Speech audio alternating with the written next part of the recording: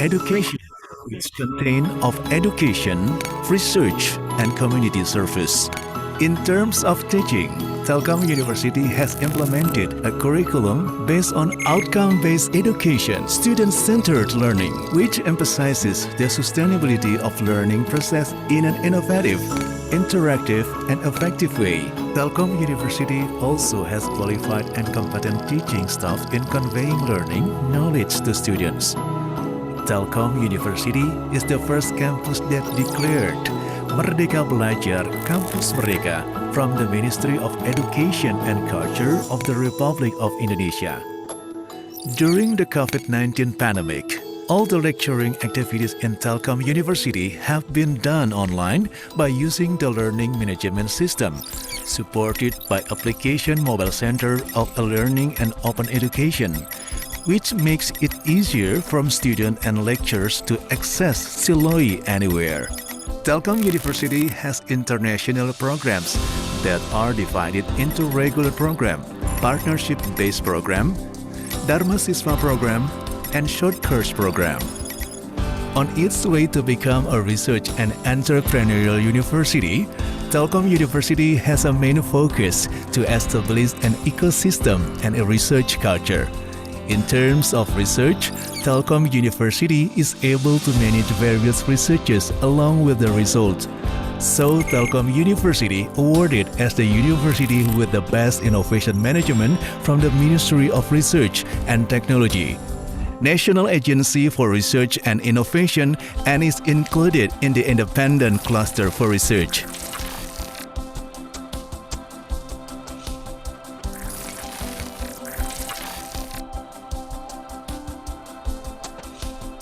To support the research and innovation activities, Telkom University has 5 research centers that are supported by 31 research groups from each of the faculty. Telkom University is actively organizing international conferences in promoting scientific publication. Telkom University owns Bandung Technopark, which is Science Technopark and has 3 main roles. There are research and development, growing and developing technology-based startups, and growing the industry cluster so the innovation ecosystem can be realized. During the COVID-19 pandemic, Telkom University continually doing various research and innovation such as autonomous UVZ mobile robot, the first collaboration with Lembaga Ilmu Pengetahuan (LIPI) in Indonesia.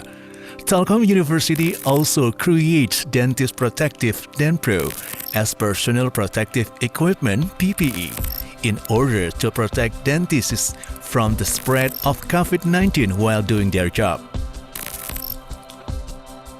In terms of community service, Telkom University raised a rhythm of global research and communities that focuses on a collaboration of community service activities in addition to application of practical research. For example, Telkom University commits to support the government's program of Citarum Harum through Kuliah Kerja Nyata. Students are focused onto 6 sector Citarum River. Telkom University has varieties of partnership programs with both local and international universities, government, and industries. One of well-known partnership programs of Telkom University is the appearance of the first Telecom Infra Project Community Lab in Indonesia, which is located in Telkom University in order to support the program Making Indonesia 4.0. In 7 years of its progress, Telkom University has proudly accomplished several achievements both nationally and internationally.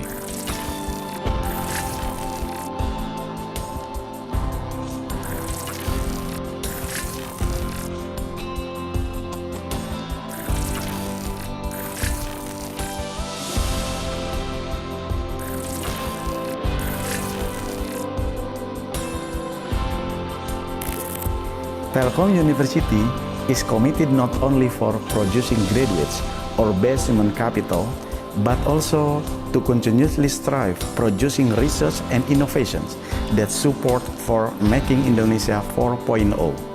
Telkom University creating the future.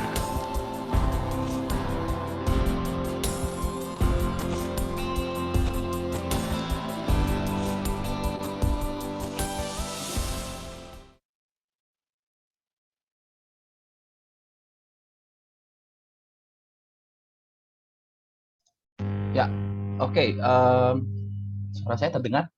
Selamat pagi, Bapak Ibu semua dan teman-teman mahasiswa semua.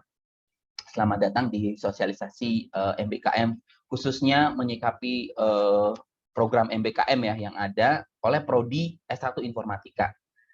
Pada kegiatan pagi hari ini kita akan ada sambutan sekaligus pemaparan langsung ya dari Bapak Kaprodi kita S1 Informatika, Bapak Dr. Erwin Budi Setiawan, akan menyampaikan seperti apa sih tanggapan dari Prodi mengenai MBKM ini. Lalu seperti apa jalan keluar dari Prodi gitu ya untuk menengahi antara aturan yang ada dan mahasiswa yang sekarang ini sedang bersemangatnya untuk mengikuti kegiatan MBKM ini.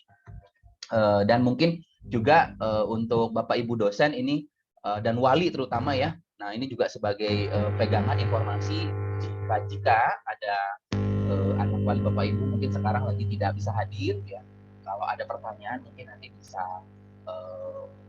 membantu Prodi untuk menjawab begitu ya pertanyaan-pertanyaan yang terkait dengan MBKM kepada mahasiswa Bapak Ibu. Oke, baik. Kita langsung saja ke acara ini. Silakan Pak Erwin. Saya persilakan Pak Erwin.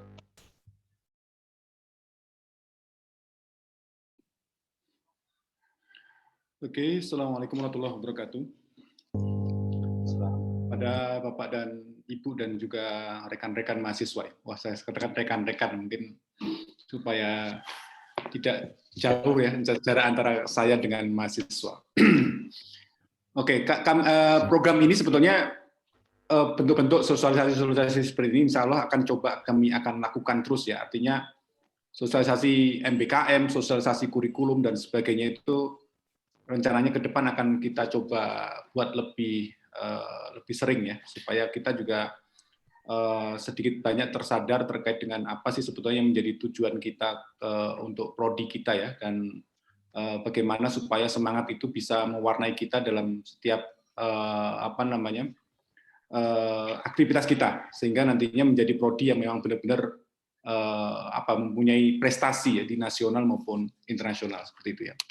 Izin saya akan share terkait dengan itu, terkait dengan materi yang akan kita coba sampaikan hari ini. Ya, hari ini kita akan coba sedikit banyak ya bagaimana Prodi mencoba untuk mengkritisi atau bagaimana sih tanggapan Prodi terkait dengan program MBKM ya. MBKM baik yang dilakukan internal maupun eksternal. Jadi sebetulnya MBKM itu bukan dari dikti saja, Merdeka Belajar Kampus Merdeka itu, karena kita sebetulnya sudah punya banyak sekali produk-produk yang sebetulnya sudah menjadikan MBKM gitu. Jadinya kalau misalkan kita tidak ambil dikti gimana? Ya sebetulnya no problem, karena dari dulu sejarah kita itu MBKM itu sudah mulai kita lakukan ya. Seperti misalkan program magang, program mungkin pengabdian masyarakat gitu ya. Terus kemudian program-program yang lainnya juga kita lakukan ya. Ya sedikit banyak nanti akan coba kita sampaikan ya. Nanti akan kita coba terakhir kita akan coba buka diskusi terkait dengan ini ya.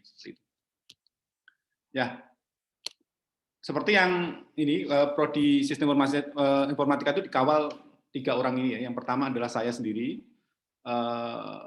Erwin Budi Setiawan ya. Terus kemudian ada Bu Fani, Febrianti Stefani sebagai sekretaris prodi. Mungkin bisa dibuka Bu. Siapa tahu belum ada yang kenal. Ada Bu Fani? Lagi tidak bisa on cam? Ayo open cam Bu Fan. Mungkin lagi. Kita on cam dulu Pak. Oke, siap. Tapi dari suaranya udah tahu ya Bu Fani. Saya kira udah sering sekali nih muncul Bu Fani itu. Terus kemudian yang berikutnya adalah Pak Dr. Putu Hari Gunawan, itu sebagai sekretaris prodi S1 Informatika Internasional. Cuma memang sebetulnya bukan ini ya, nama sebagai sekretaris prodi S1 Informatika reguler atau internasional sebetulnya tidak mencerminkan kerjaannya, karena kerjaan informatika itu sangat banyak sehingga dibagi-bagi gitu ya. Makanya untuk yang MBKM dan sebagainya itu biasanya banyak kan bertemu dengan Pak Putu Hari ya gitu ya, seperti itu. Oke, seperti itu ya. Nah, perlu kita ketahui dan perlu kita banggakan bahwa prodi kita itu sudah dapat akreditasi internasional maupun nasional. Untuk akreditasi internasional kita sudah dapat General Accreditation ya dari IAB ya dari IAB per 18 Maret 2021 ya. Itu artinya berarti ya kita sudah certified secara internasional. Jadi kalau misalnya Anda nanti akan kerja di internasional dengan adanya Anda lampirkan terkait dengan sertifikasi akreditasi ini sudah cukup untuk membawa Anda ke situ ya. Dan ini merupakan yang patut kita banggakan, ini nomor 2 ya, prodi informatika yang nomor 2 di Indonesia. Ya. Nomor 1 di ITB, nomor 2 kita, ya seperti itu. Jadi itu harus menjadi kebanggaan kita bahwa proses yang kita sudah siapkan untuk Anda dari mulai Anda masuk sampai Anda keluar itu sudah tersertifikasi internasional. Ya. Jadi itu yang membuat kita harus bangga dan nggak usah minder gitu ya seperti itu. Kemudian yang kedua, sertifikasi akreditasi untuk BAN PT, untuk nasionalnya ya. Kita sudah dapat juga akreditasi unggul. Dan ini juga merupakan yang kedua. Yang kedua, sesudah prodi informatika ITB. ITB itu berarti PTN ya. Kita PTS pertama gitu. Itu yang Anda harus pahami bahwa program MBKM itu supaya meningkatkan, kita sudah siapkan itu gitu. Kita siapkan semua aktivitas kita untuk ke situ semua, jadi akreditasi unggul. Jadi itu yang harus menjadi kebanggaan kita ya seperti itu. Kemudian terkait dengan visi dan misi, dan itu memang harus kita pahami ya terkait dengan visi misi kita sebagai prodi S1 Informatika yang paling terbaru adalah seperti ini. Jadi menuju program studi sarjana yang berorientasi nasional dan internasional dalam bidang pendidikan, penelitian, pengabdian masyarakat yang inovatif di bidang informatika. Nah, ini yang kata-kata terakhir ini, khususnya sistem cerdas, artificial intelligence gitu ya, seperti itu ya, sistem berintelijensia. Jadi artinya di situ yang kita harus tonjolkan. Kalau misalkan kita sebut saja mengambil program, sebut saja pertukaran mahasiswa gitu ya, kita harus melihat ini juga. Prodi yang kita ambil itu sistem cerdas nggak? Kalau nggak sistem cerdas ya jangan gitu, karena itu pastinya kita akan dipertanyakan nanti di akreditasi tadi gitu. Jadi kita senantiasa kembali lagi ke akreditasi tadi. Kalau akreditasi misalkan menetapkan ya ada rambu-rambu khusus yang harus kita pahami terkait itu ya seperti itu. Kemudian terkait misinya juga ya semua ke arah sistem cerdas ya. Untuk nomor 1 ya menyelenggarakan pendidikan program sarjana dan sebagainya fokusnya ke sistem cerdas, kemudian melakukan penelitian juga ke sistem cerdas. Kemudian yang berpartisipasi dalam pelayanan masyarakat dalam bidang pengembangan mesin dan sistem cerdas juga dan sebagainya. Terus kemudian berkolaborasi dengan industri, pemerintah dan alumni dalam rangka mengembangkan kewirausahaan dan seterusnya. Ya, seperti itu. Itu adalah visi dan misi yang harus kita pahami terkait itu ya. Supaya tadi itu nanti juga kalau diakreditasi juga sama. Anda akan dipanggil sebagai wakil mahasiswa, kemudian ditanya juga terkait sistem teknik. Nanti kalau Anda sebagai alumni juga sama, nanti harus ada kontribusi, kita panggil juga untuk ya biasanya untuk akreditasi itu senantiasa ditanya terkait itu semua ya. Apakah memang visi misi dan sebagainya itu dipenuhi gitu oleh prodi S1 Informatika seperti itu. Kemudian profil lulusan yang ini diambil dari lulusan alumni yang berusia 3 sampai 5 tahun ya. Itu profil pekerjaan lulusan itu di 3 hal ini, yaitu profesional di bidang informatika, entrepreneur di bidang informatika, dan akademisi di bidang informatika. Nah, profesi-profesinya Anda bisa lihat di samping kanan itu ya, ada mungkin yang sebagai sistem analis dan developer, kemudian ada yang sebagai software developer dan sebagainya di situ ya. Itu terkait dengan profil lulusan kita. Itu diambil dari data usia lulusannya itu atau selesai dari kampus itu 3 sampai 5 tahun. Terus kemudian ini adalah PLO kita ya, PLO kita ada attitude ya, attitude itu ada 2 PLO yang kita ada PLO 2 PLO yang khusus menerangkan terkait dengan sikap atau attitude. Kemudian ada 3 PLO yang terkait dengan knowledge ya. Terus kemudian ada 4 ya terkait dengan skill umum, kemudian yang berikutnya adalah spesifik ya, spesifik skill ya, seperti itu. Terus kemudian kita harus terkait dengan itu, kita harus berbicara terkait dengan kurikulum prodi kita ya. Nah, struktur prodi kurikulum kita ya itu ada 144 SKS ya. Terdiri dari itu ya 9 mata kuliah universitas ya. Ada total 19 SKS, 15 mata kuliah fakultas ada sekitar 48 SKS, 21 mata kuliah wajib program studi 62. Ya, nah, terus kemudian 13 mata kuliah peminatan wajib itu 6 SKS, kemudian 6 mata kuliah pilihan itu sekitar 9 SKS. Sehingga totalnya itu ada sebanyak 144 SKS ya.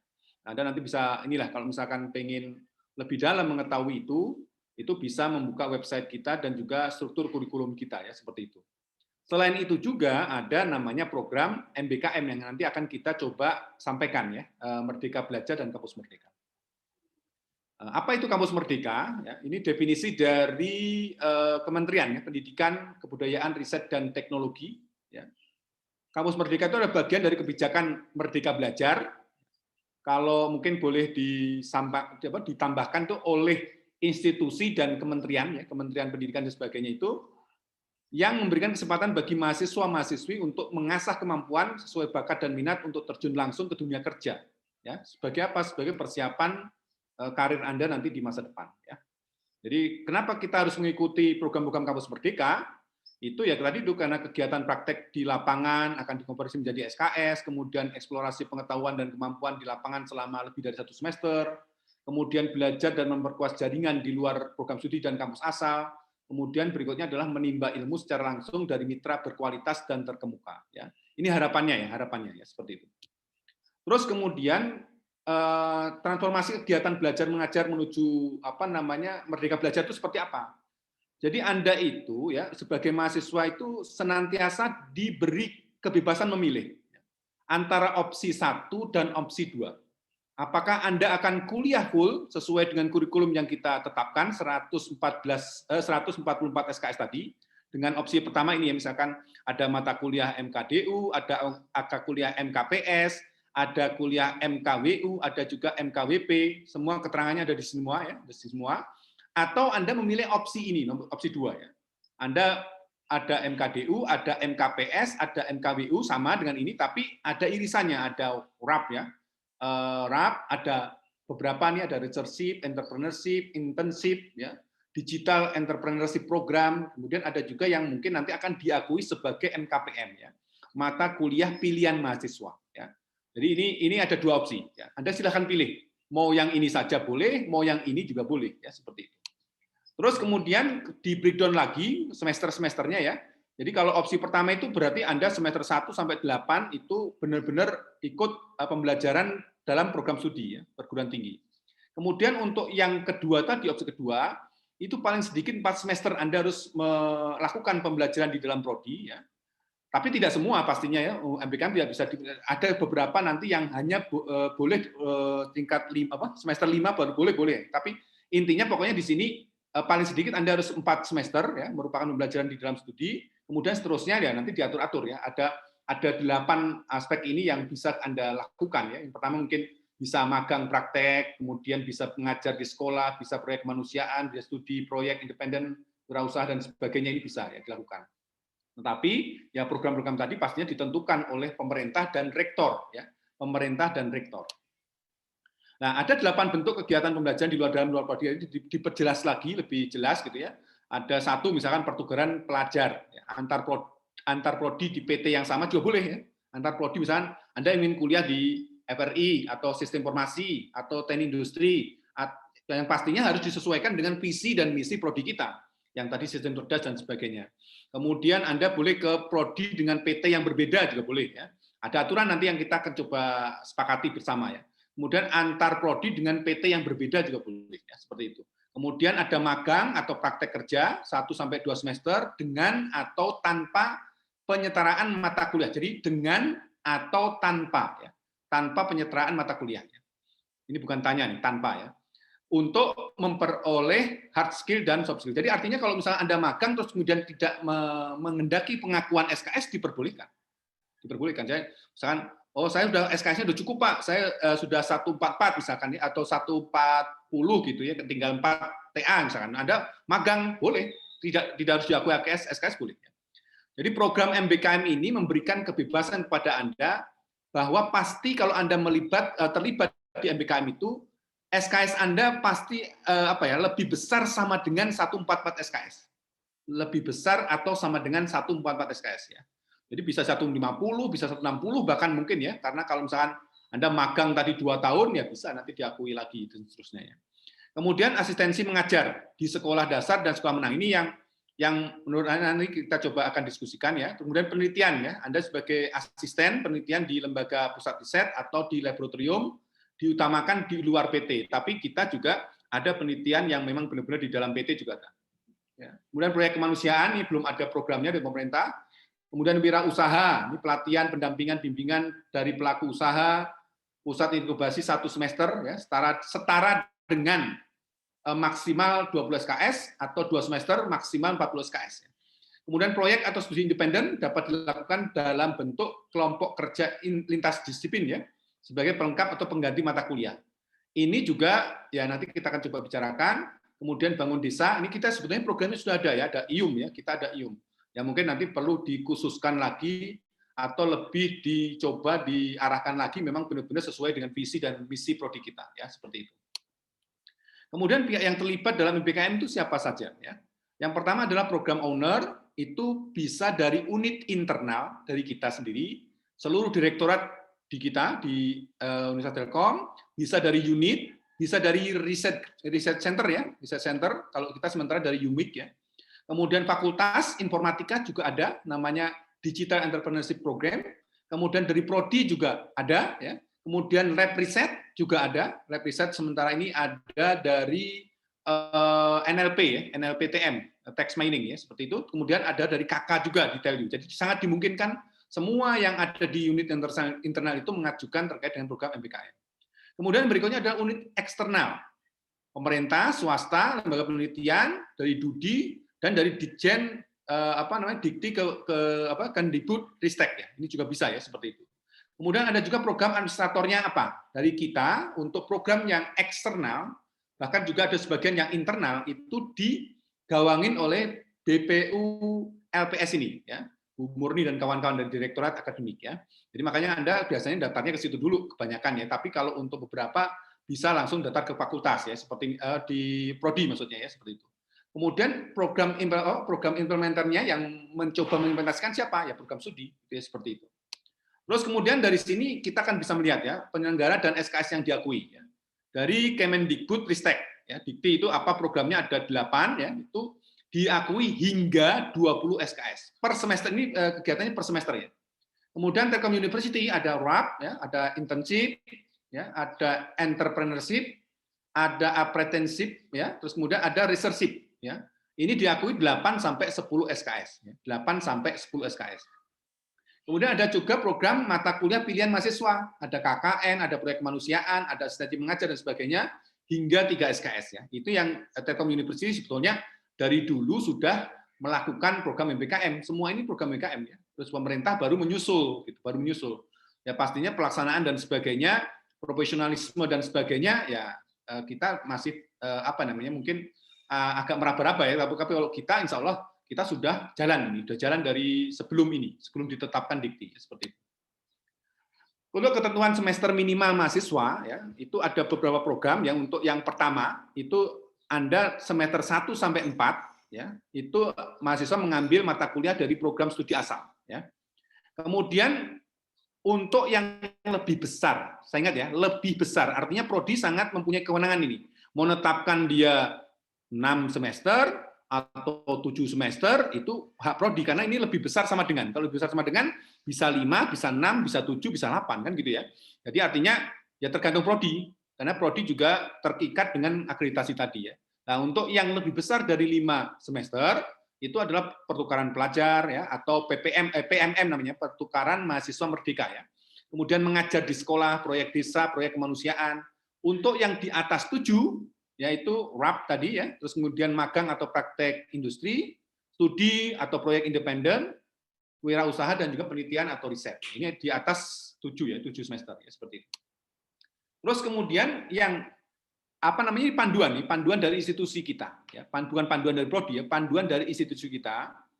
Kalau program owner tadi ingin melakukan MBKM di kita ya, itu dia harus mempunyai RPS atau silabus ya. Rencana pengajaran semester atau silabus ya. Kemudian dia harus mempunyai job desk. Dia harus mempunyai indikator atau kriteria penelitian. Harusnya itu pertama-tama harus dilaporkan ke kita. Dilaporkan ke program administrasi tadi dari BPU LPS tadi ya. Harusnya dikoreksi dulu sama dia, kemudian dikonfrontasi dengan kita prodi ya. Terus kemudian habis itu prodi menentukan mata kuliah ekivalensi. Ya. Kalau tidak ada itu ya, prodi berhak untuk tidak menerima program itu. Kenapa? Karena tadi itu kita sangat terikat oleh akreditasi yang kita miliki gitu ya. Jadi itu mempunyai kriteria yang khusus ya. Bahkan kalau ketahuan satu mahasiswa saja ya, misalkan disurvei sama dia terus satu mahasiswa misalnya diambil misalkan, Dava dipanggil, Dava gini, masuk sini. Terus kamu gimana? Terus akhirnya ikut Pak pertukaran Merdeka Belajar. Terus kemudian gimana prodi mengecek nggak itu terkait dengan PLO dan TLO? Kamu jawab enggak, udah prodi kena itu. Akhirnya kita juga tidak dapat akreditasi lagi. Itu yang berarti satu orang saja itu bisa merusak semuanya gitu.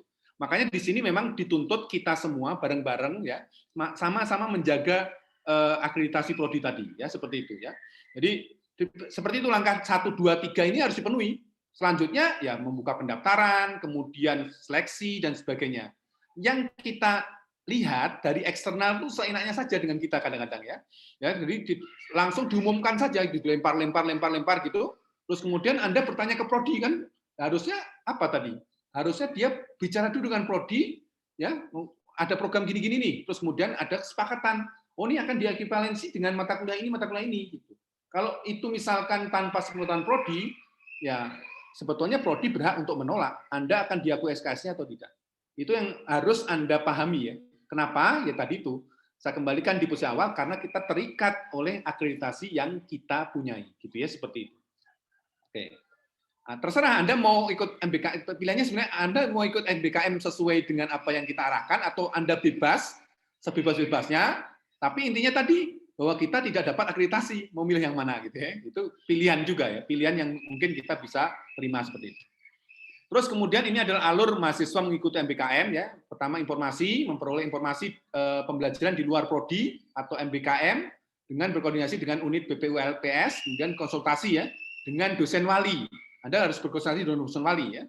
Karena dosen wali itu adalah mungkin kalau di keluarga itu keluarga Anda ya, bapak atau ibu Anda gitu. Nah, Anda harus konsultasi dulu, kemudian mendapat persetujuan dari Kaprodi ya, Kaprodi. Kalau misalkan Anda tidak dapat gimana?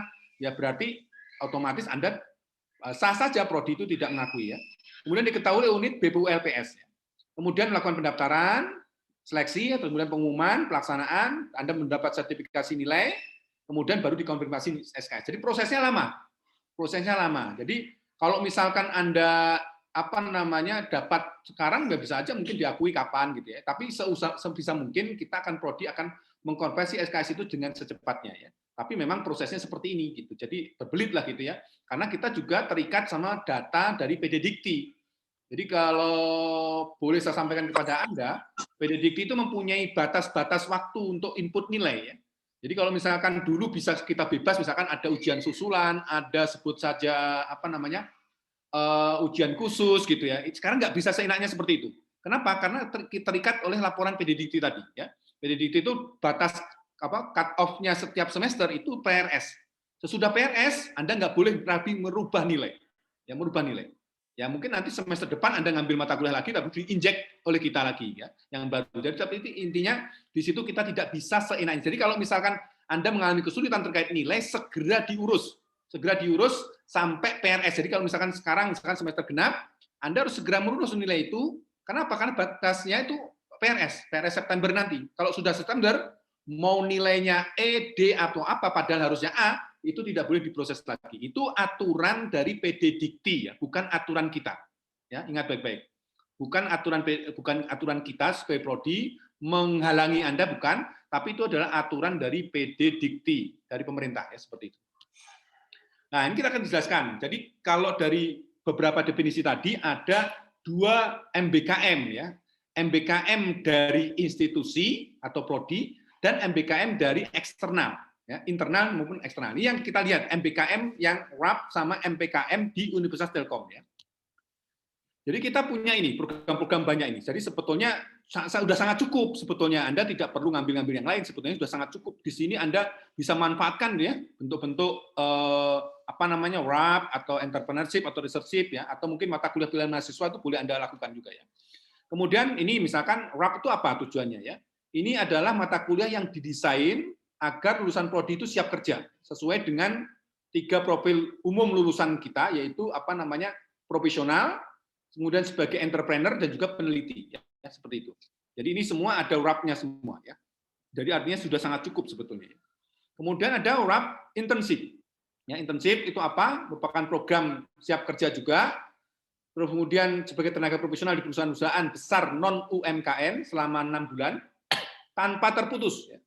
Dan dapat diperpanjang selama 6 bulan 1 semester berikutnya dengan kegiatan-kegiatan yang relevan dengan kurikulum program studi, ya, sesuai dengan kurikulum program studi dan profil lulusan program studi ini Anda harus garis bawahi dimerahin ya, sesuai dengan kurikulum dan profil lulusan program studi. Nah, ini apa saja? Ada FCHI ya dari Human Capital ya, Human Capital ya, BUMN, terus kemudian ada DDS ya, program BUMN Telkom yang di mana tidak terkoordinasi dengan FHCI tadi. Kemudian apa ya? FCHI atau FHCI ya? FHCI kayaknya ya. Ini karena singkatan ini kayaknya kebalik-balik ini ya. Oke, FHCI ya. Terus kemudian ada RAP apprenticeship ya. Apprenticeship itu apa?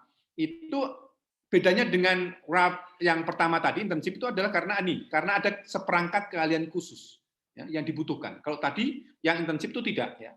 Ini ada seperangkat khusus, special skill ya. Kalau dulu mungkin bentuknya itu bukan, ada kan yang co-op, ada magang, ada juga yang KP, atau juga apa ya, gladi ya dulu ya, ada gladi ya, mungkin seperti itu bedanya ya.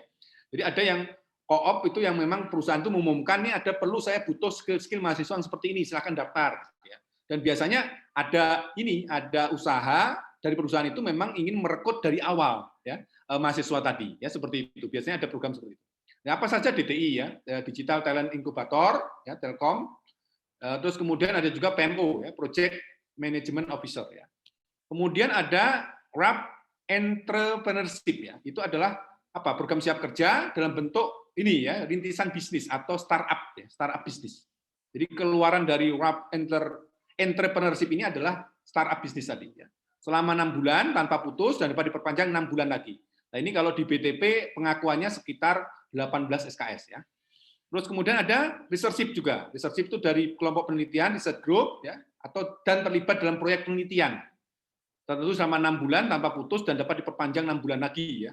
Dan di mana ini tetap dengan profil sesuai dengan profil lulusan program studi tadi ya. Nah, ini beberapa alur diagramnya ya terkait dengan RAP Entrepreneurship yang dari BTP ya. Itu di sini. Jadi Anda ada minimal syaratnya untuk masuk di situ adalah 115 SKS. Ini bisa Anda ambil berarti semester 7 ya, semester 7. Dan ada tahun lalu itu 22 mahasiswa ya ngambil RAP ini dan dibagi menjadi 8 kelompok dan 8 kelompok itu menghasilkan startup baru. Ada 8 startup yang dibangun ya. Itu juga bisa meningkatkan akreditasi prodi juga ya. Startup itu seperti itu ya. Artinya berarti kan itu mahasiswa sudah punya pekerjaan kan, punya pekerjaan sebelumnya ya. Artinya dari tingkat tracer study dan sebagainya cukup membantu kita di sini ya seperti itu. Nah, program-programnya apa ya ini? Antara semester 6 dan 7. Karena kalau dihitung-hitung ini memang 5 atau 6, berapa gitu ya. Dibagi dengan dibagi 20 SKS gitu ya. Kira-kira Anda di semester mana itu kan dibagi 20 SKS karena rata-rata kan Anda ngambil setiap semester kan 12 SKS ya.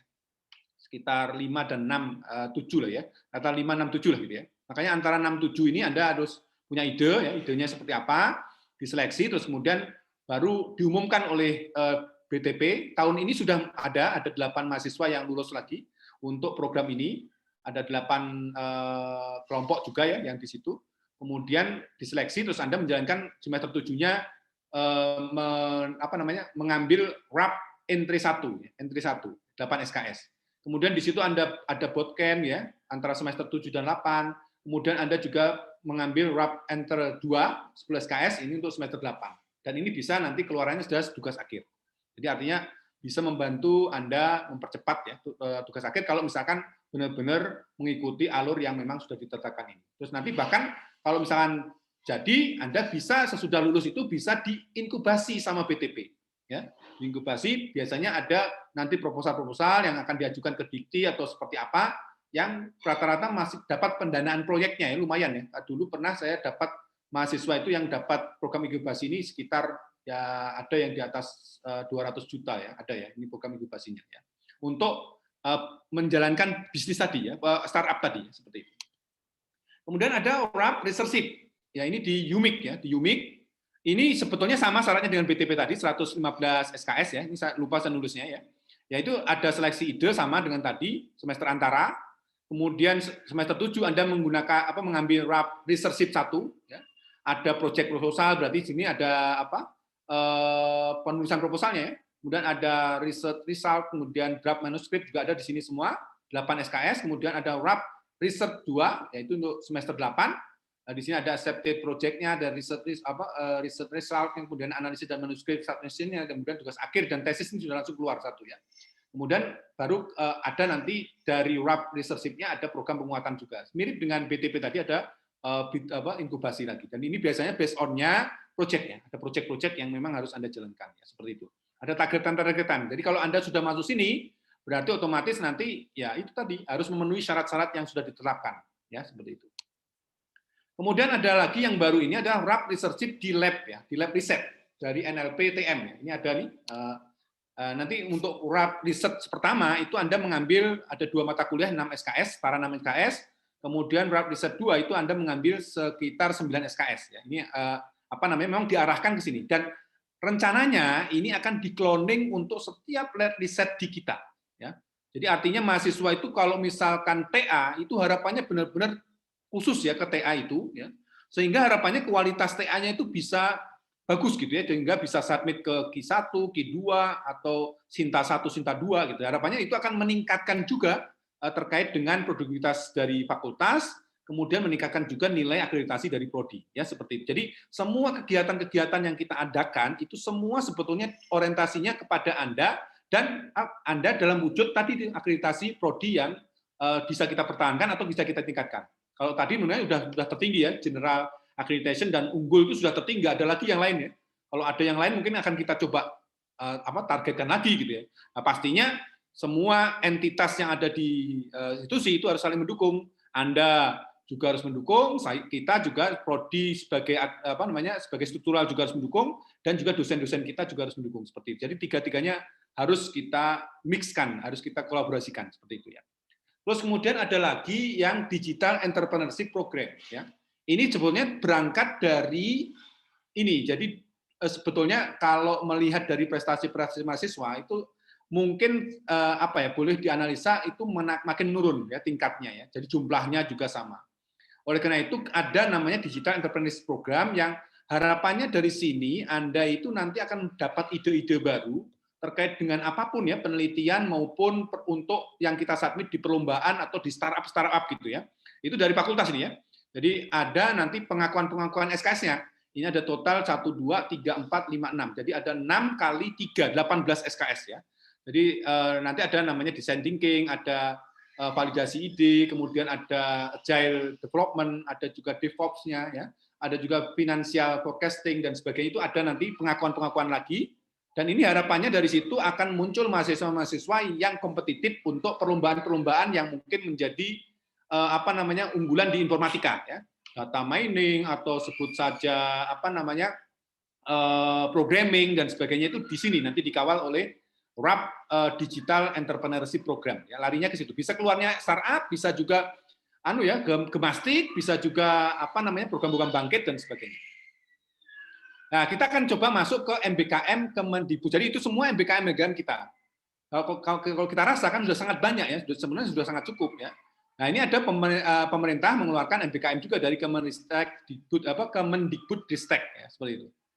Nah, ini ada daftar kegiatannya yang sedang berjalan ya, ada pertukaran pelajar, ini pertukaran mahasiswa merdeka, PMM, 20 SKS, maksimal 20 SKS. Kemudian ada juga International Student Mobility Award, yaitu ada IISMA, ya. Itu 20 SKS juga maksimal 20 SKS. Kemudian untuk mengajar di sekolah, ini terus terang untuk prodi kita tidak akan mengkonversi. Kenapa? Karena ya tadi itu, kalau kita mengajarnya juga SD dan SMP. SMP pun baru tahun ini. Ya. Yang SD, artinya SD itu berarti Anda mengajar SD. Ya, mengajar SD, pastinya Anda akan nanya ke SD itu kira-kira kebutuhan pengajarnya di bidang apa gitu ya. Terus kemudian Anda tanyakan kalau misalkan kosong di matematik, ya Anda kan harusnya mengajar matematik di situ kan. Nah, kira-kira sesuai dengan prodi kita enggak yang di mana tadi sistem cerdas dan sebagainya? Ya saya kira enggak ya. Makanya kalau misalkan mengajar IT pun Anda bisa lihat tuh. Kalau IT itu untuk tingkat SD seperti apa? Apakah satu minggu itu Anda full ngajar semua gitu setiap hari itu sebut saja ngajar full gitu seharian seperti guru-guru yang lain? Saya kira juga enggak. Itu juga mengapa ini tidak akan kita konversi. Ya sebut saja nanti mungkin bisa kita konversikan dengan IUM ya yang 1 SKS misalkan ya. Karena kalau mengajar ke SD SMP itu terus terang dari sisi kekhususan atau kekhasan dari prodi kita tidak terlalu dipentingkan di situ ya. Jadi makanya itu juga akan menurunkan akreditasi juga. Makanya untuk sementara tidak kita konversikan. Kemudian untuk magang atau praktek kerja, ini magang bersertifikat 9 SKS, magang FHCI itu sebenarnya tadi ya, itu FHCI itu sami ya. Saya kira sudah diakui di sana ya. Kemudian proyek studi independen, ini studi independen bersertifikat ini maksimal 11 SKS ya. Ini pun juga harus ada pendampingan yang kita dapatkan dari beberapa mahasiswa yang sebelum ini diluncurkan sudah ikut seperti ini studi independen, itu mereka itu benar-benar dibebaskan. Artinya mau belajar seperti apapun terserah. Kalau seperti itu gimana? Anda aja misalkan terstruktur saja itu agak susah. Misalkan hari ini harus kuliah, ini besok kuliah, kemudian ini seminggu segini, itu aja susah Anda kehadiran 100% kan? Apalagi namanya proyek independen, artinya Anda dibebaskan. Itu juga pastinya akan pusing Anda nanti sendiri mau belajar apa dan sebagainya ya. Makanya di sini memang ya kita harus seleksi dulu untuk ditentukan apakah Anda itu bisa dapat maksimal 11 SKS atau tidak. Ya, kami tidak terus terang tidak mengakui selama 20 SKS karena kami mendapat pengalaman seperti itu. Jadi mahasiswa itu benar-benar dibebaskan gitu untuk belajar seperti apa. Sehingga hasilnya juga seperti apa kita juga kurang tahu ya seperti itu. Jadi artinya memang harus terkontrol oleh prodi terkait semua kegiatan-kegiatan ini. Kemudian pertukaran pelajar, pertukaran mahasiswa, ya, PMMN ya. Ini ada juga, ada PT penerima, ada PT pengirim, ada PT mitra. Ya. PT pengirim itu PT asal dari Universitas Telkom, kemudian PT tujuan berarti Anda mau di mana, dan menurut berita dari pihak BPU LPS, itu ini bukan dibebaskan, artinya di random oleh sistem. Jadi kayak misalnya kemarin tuh ada Mas Ivan itu diterima di UNM, Universitas Negeri Makassar. Itu apakah sesuai dengan keinginan? Ya saya kira enggak, karena dia harus luar pulau. Jadi kalau misalnya Anda mukim di Jawa, ya otomatis harus luar pulau, berarti ya Makassar salah satunya, atau Kalimantan. Dan itu katanya by system, bukan ditentukan oleh mahasiswa yang meminta tadi. Ya. Untung-untung aja Anda dapat mungkin universitas yang bagus, ada juga yang mungkin universitas yang kurang bagus ya, karena negeri pun juga ada kualitasnya pastinya ya, ada akreditasi juga. Dan itu tadi harus kita lihat akreditasinya terkait dengan tadi itu akreditasi kita sudah unggul gitu. Apakah ada prodi yang lain yang unggul gitu? Seperti itu harus menjadi masukan buat kita ya. Kemudian PT Mitra, nah ini juga nanti ada aturan-aturannya. Nah ini contoh-contohnya ada 3 model yang ditawarkan. Ada skema 1 di mana 20 SKS mata kuliah itu harus dipilih di PT penerima. Ya, secara otomatis disetujui oleh PT pengirim. Ya, artinya maksudnya ya harus dikonsultasikan 20 SKS yang Anda ambil 1 semester itu memang sesuai dengan kurikulum kita enggak? Jangan-jangan begitu Anda coba compare dengan kurikulum kita tidak sama sekali gitu ya, seperti itu. Karena di sini ada 9 mata kuliah yang penguatan kompetensi sesuai dengan kurikulum prodi, ada juga yang 9 SKS mata kuliah yang memperluas kompetensi. Jadi pilihan prodi ini harus dikonsultasikan dengan wali dan kaprodi. Dengan wali dan prodi ya. Kalau misalkan tidak ada ya otomatis Anda sangat tidak disarankan untuk mengambil ini. Karena apa? karena bukan malah menaikkan kemampuan Anda, tapi menurunkan Anda. Ya.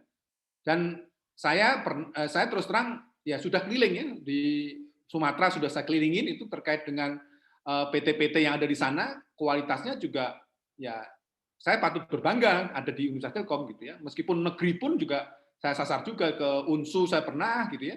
Kemudian ke mana misalkan di beberapa PT di Medan itu saya pernah masuk ya, masuk untuk melihat kira-kira seperti apa fasilitas yang ada dan sebagainya. Dan saya bersyukur sekali bisa bergabung di Universitas Telkom yang fasilitasnya lebih lengkap dibanding mereka gitu ya. Kemudian ya pernah juga ke Bali, pernah juga ke Kalimantan juga pernah dan sebagainya. Jadi udah pernah keliling lagi.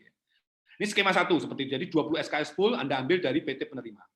Kemudian skema 2 itu 10 SKS ditempuh di PT penerima. Ya, terus kemudian 10 SKS di asal. Ini menurut saya yang lebih enak ini gitu, ya. 10 SKS di kita di informatika, 10 SKS di prodi lain di ini ya. Ini ada 2 modul-modulnya lagi, ada modul Nusantara. Di sini kalau nggak salah programnya itu ada yang melihat wisata gitu ya, kayak gitu ya. Jadi benar-benar mengenalkan Nusantara lah gitu ya, seperti itu. Kemudian ada juga 4 SKS unggulan atau academic excellence dan sebagainya. Ya. Terus kemudian ada juga yang ketiga ya, skema ketiga. Skema 3 itu melibatkan PT pengirim dan PT mitra ya. Ini juga sebetulnya ada 2 KSKS yang wajib untuk yang masih harus ditempuh di PT asal. Jadi begitu Anda ngambil skema 3 ini sebetulnya masih ada 2 SKS yang harus Anda ambil di PT kita ya, di prodi kita seperti itu ya. Yang 4 SKS untuk yang mitra ini mitra juga ya. Tapi semua harus sama tadi, harus ada harus penguatan kompetensi yang harus Anda lakukan dan memperkuat. Jadi ada yang menguatkan, ada yang memperluas. Kalau yang menguatkan berarti mata kuliah wajib prodi tadi. Kalau yang memperluas itu berarti mata kuliah pilihan atau peminatan ya, seperti itu. Jadi Anda harus pahami terkait dengan penguatan dan perluasan kompetensi. Ini juga sama, ada penguatan dan juga perluasan kompetensi. Ini skema, jadi Anda di sini luring ya, sifatnya luring. Jadi Anda harus hadir di itu dan memang ada pembiayaan dari pemerintah yang Anda akan terkait dengan uang saku, terus kemudian bantuan juga untuk BPT, untuk BPP, untuk pembayaran dan sebagainya, dilakukan secara luring di PT penerima ya. Seperti itu skema-skemanya Anda bisa baca. Nah, kita coba lihat aturan ini ya untuk alurnya ya. Alurnya, prosesnya sebetulnya mirip-mirip juga. Anda mendaftarkan gitu sesuai dengan ketentuan prodi ya tadi. Berdiskusi dengan wali, doswal kemudian dapat meminta saran ke Kaprodi kalau misalnya ada kesulitan, kemudian masih mendaftar, lulus tidak, kalau tidak berarti selesai, kalau lulus dia lanjut, dia harus melapor ya, melapor ke spreadsheet yang kita sediakan, kemudian baru syarat kompetensi tadi harus menyerahkan transkrip perkuliahan plus presensi 100%, kemudian silabus dan jadwal perkuliahan dikumpulkan sebelum masa unggah nilai berakhir. Nah, ini syarat yang Anda harus pahami. Kenapa kita syaratkan ini? Karena prodi kita itu sudah terakreditasi unggul. Ya. Jadi yang pertama, diharapkan sevisi dengan prodi S1 Informatika, yang larinya kepada sistem cerdas. Itu Anda harus pahami. Ya.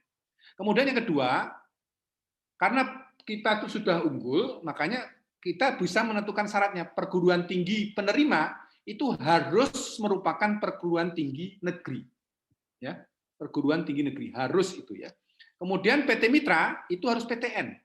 PT Mitra harus PTN. Jadi makanya kemarin Mas Ivan itu ke saya ada Universitas Samudra, namanya juga baru dengar ya. Terus kemudian Dharma Jaya itu saya pernah dengar lah gitu ya di Jakarta gitu ya. Cuma masalahnya itu PTS. Terus kemudian apakah dia akreditasinya sama dengan kita? Nah, itu harus kita tanyakan juga. Makanya diarahkan di sini untuk PT Mitra itu harus PTN. Makanya kemarin Mas Ivan tuh ngambil 3 SKS di ITS, 3 SKS di UI, sama 3 SKS di lupa lagi UGM atau apa ya. Pokoknya negeri semua lah gitu. Itu supaya Anda ya tahulah kalau negeri-negeri seperti itu kan luar biasa ya. Jadi makanya itu akan mendapatkan nilai lebih. Jadi harapan gini, Anda ikut program MBKM ini diperbolehkan asal Anda mendapat nilai lebih. Nilai lebihnya itu yang harus kita cari ya. Ya, makanya tadi Anda kuliah di PTN, itu harapan kita supaya Anda tahulah PTN itu gimana gitu ya, seperti itu persaingannya seperti apa yang mungkin Anda dulu mencita-citakan SNMPTN nggak terima, kemudian sekarang ada fasilitas untuk ini. Makanya di sini aturan kita di prodi kita itu seperti ini ya, harus PTN. Kalau swasta gimana? Untuk mitra ya, untuk mitra. Kalau untuk yang penerima harus negeri, untuk yang swasta itu akreditasi prodinya harus sama dengan prodi S1 Informatika. Ya. Itu harus sama seperti itu. Jadi itu harus Anda pahami. Kenapa? Karena kita terikat oleh akreditasi. Saya kembalikan lagi ke situ lagi ya, seperti itu. Nah, ini program magang Kampus Merdeka. Ya, ketentuan memilih program magang dari prodi untuk MBKM ini adalah terdapat mentor atau pembimbing lapangan di perusahaan, harus ada. Ya. Kemudian program dalam bentuk penyelesaian proyek perusahaan. Ya. Kemudian program magang yang hanya mengerjakan LMS atau modul daring ya itu tidak diakui sebagai magang. Ada loh yang kayak gini ya. Jadi istilahnya bentuk-bentuknya itu ya apa namanya ngisi-ngisi lah LMS atau modul daring terus kemudian dari situ Anda lulus atau tidak gitu. Padahal sebenarnya untuk program-program seperti itu kan sebetulnya banyak sekali yang tidak mengandalkan kemampuan. Mungkin faktor luck itu sangat tinggi ya. Makanya di sini tidak diakui sebagai magang. Jadi harus merupakan penyelesaian dari proyek perusahaan, diutamakan magang yang luring jika memungkinkan. Ya, luring artinya berarti Anda harus datang. Kemudian terdapat silabus atau program kerja magang yang jelas dari perusahaan. Jadi harus ada nih, program silabus dan program kerjanya. Kemudian kegiatannya berlangsung minimal 3 sampai 6 bulan dan bisa diperpanjang sampai 1 tahun. Artinya 6 bulan berikutnya bisa diperpanjang. Nah, ini gini ya, mahasiswa yang mengikuti program magang MBKM minimal 6 bulan dapat mengkompleksi maksimal 9 SKS di mata kuliah internship ya. Internship. Jadi WRAP internship 1 misalnya dan Anda lanjutkan. Kalau Anda lanjutkan berarti total bisa Anda dapatkan 18 SKS ya. Kalau tidak berhenti ya udah Anda cukup 9 SKS saja. Dan itu saya kira sudah sangat cukup lah ya. Tidak ini kalau misalkan WRAP internship 2 ini bisa aja, misalkan perusahaan memang berminat pada Anda dan progres Anda bagus dan sebagainya, membantu perusahaan yang benar-benar bagus, akhirnya Anda direkrut, itu juga salah satu juga membantu prodi juga menyalurkan terkait dengan tadi ya, kerjaan dan sebagainya. Nah, jika ingin menambah internship lagi lebih besar dari 1 tahun bisa dilakukan tanpa ada konversi. Jadi tidak ada konversi.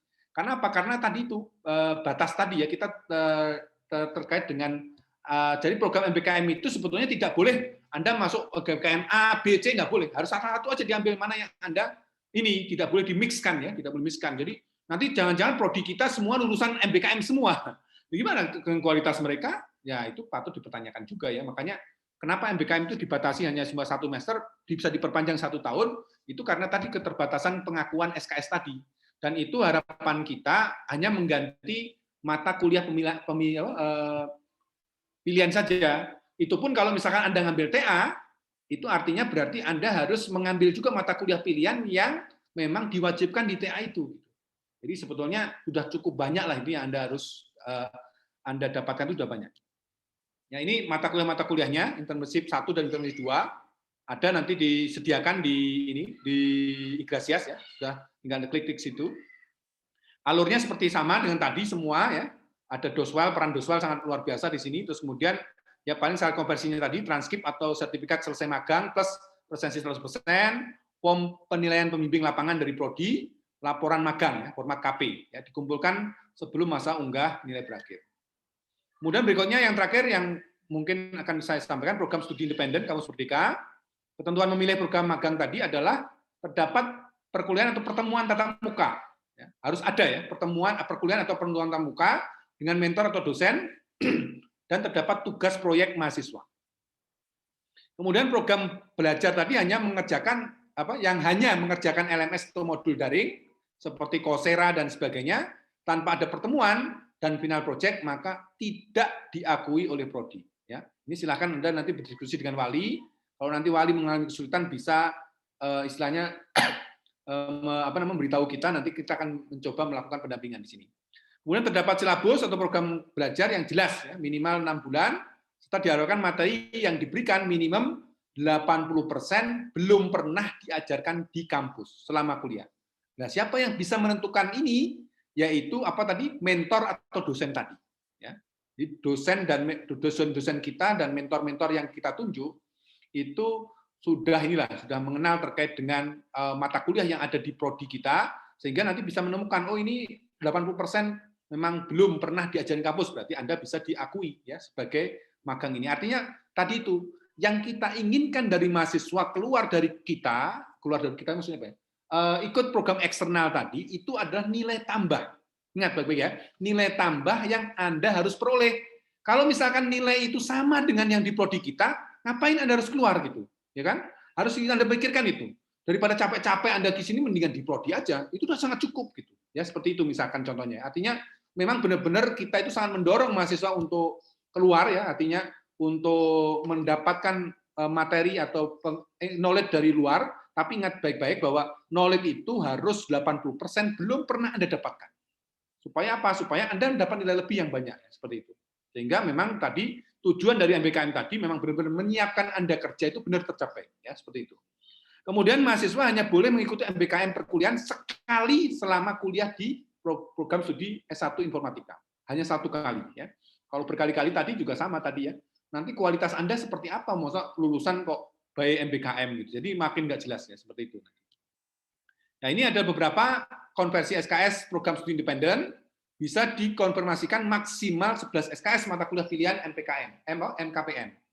Identifikasi masalah pada sistem cerdas, perencanaan solusi pada sistem cerdas, implementasi solusi pada sistem cerdas, atau analisis solusi pada sistem cerdas. Nah, mahasiswa yang sudah pernah mengambil mata kuliah di atas tidak dapat mengambil mata kuliah tersebut lagi sehingga jatah konversinya berkurang. Jadi mengingat mata kuliah yang dikonversikan ini adalah mata kuliah pilihan, itu di mana mahasiswa perlu mengalokasikan SKS pilihan tadi sebagai penunjang tugas akhir. Jadi harapan kita Anda semakin dipermudah di tugas akhir ini, ya. Bukan menjadi perlambat. Jadi kalau boleh jujur, angka kelulusan tugas akhir ini rendah Anda ini. Jadi oleh karena itu Anda itu sebetulnya tinggal bilang ke kita aja kira-kira perlu tambahan apa pengetahuan nih.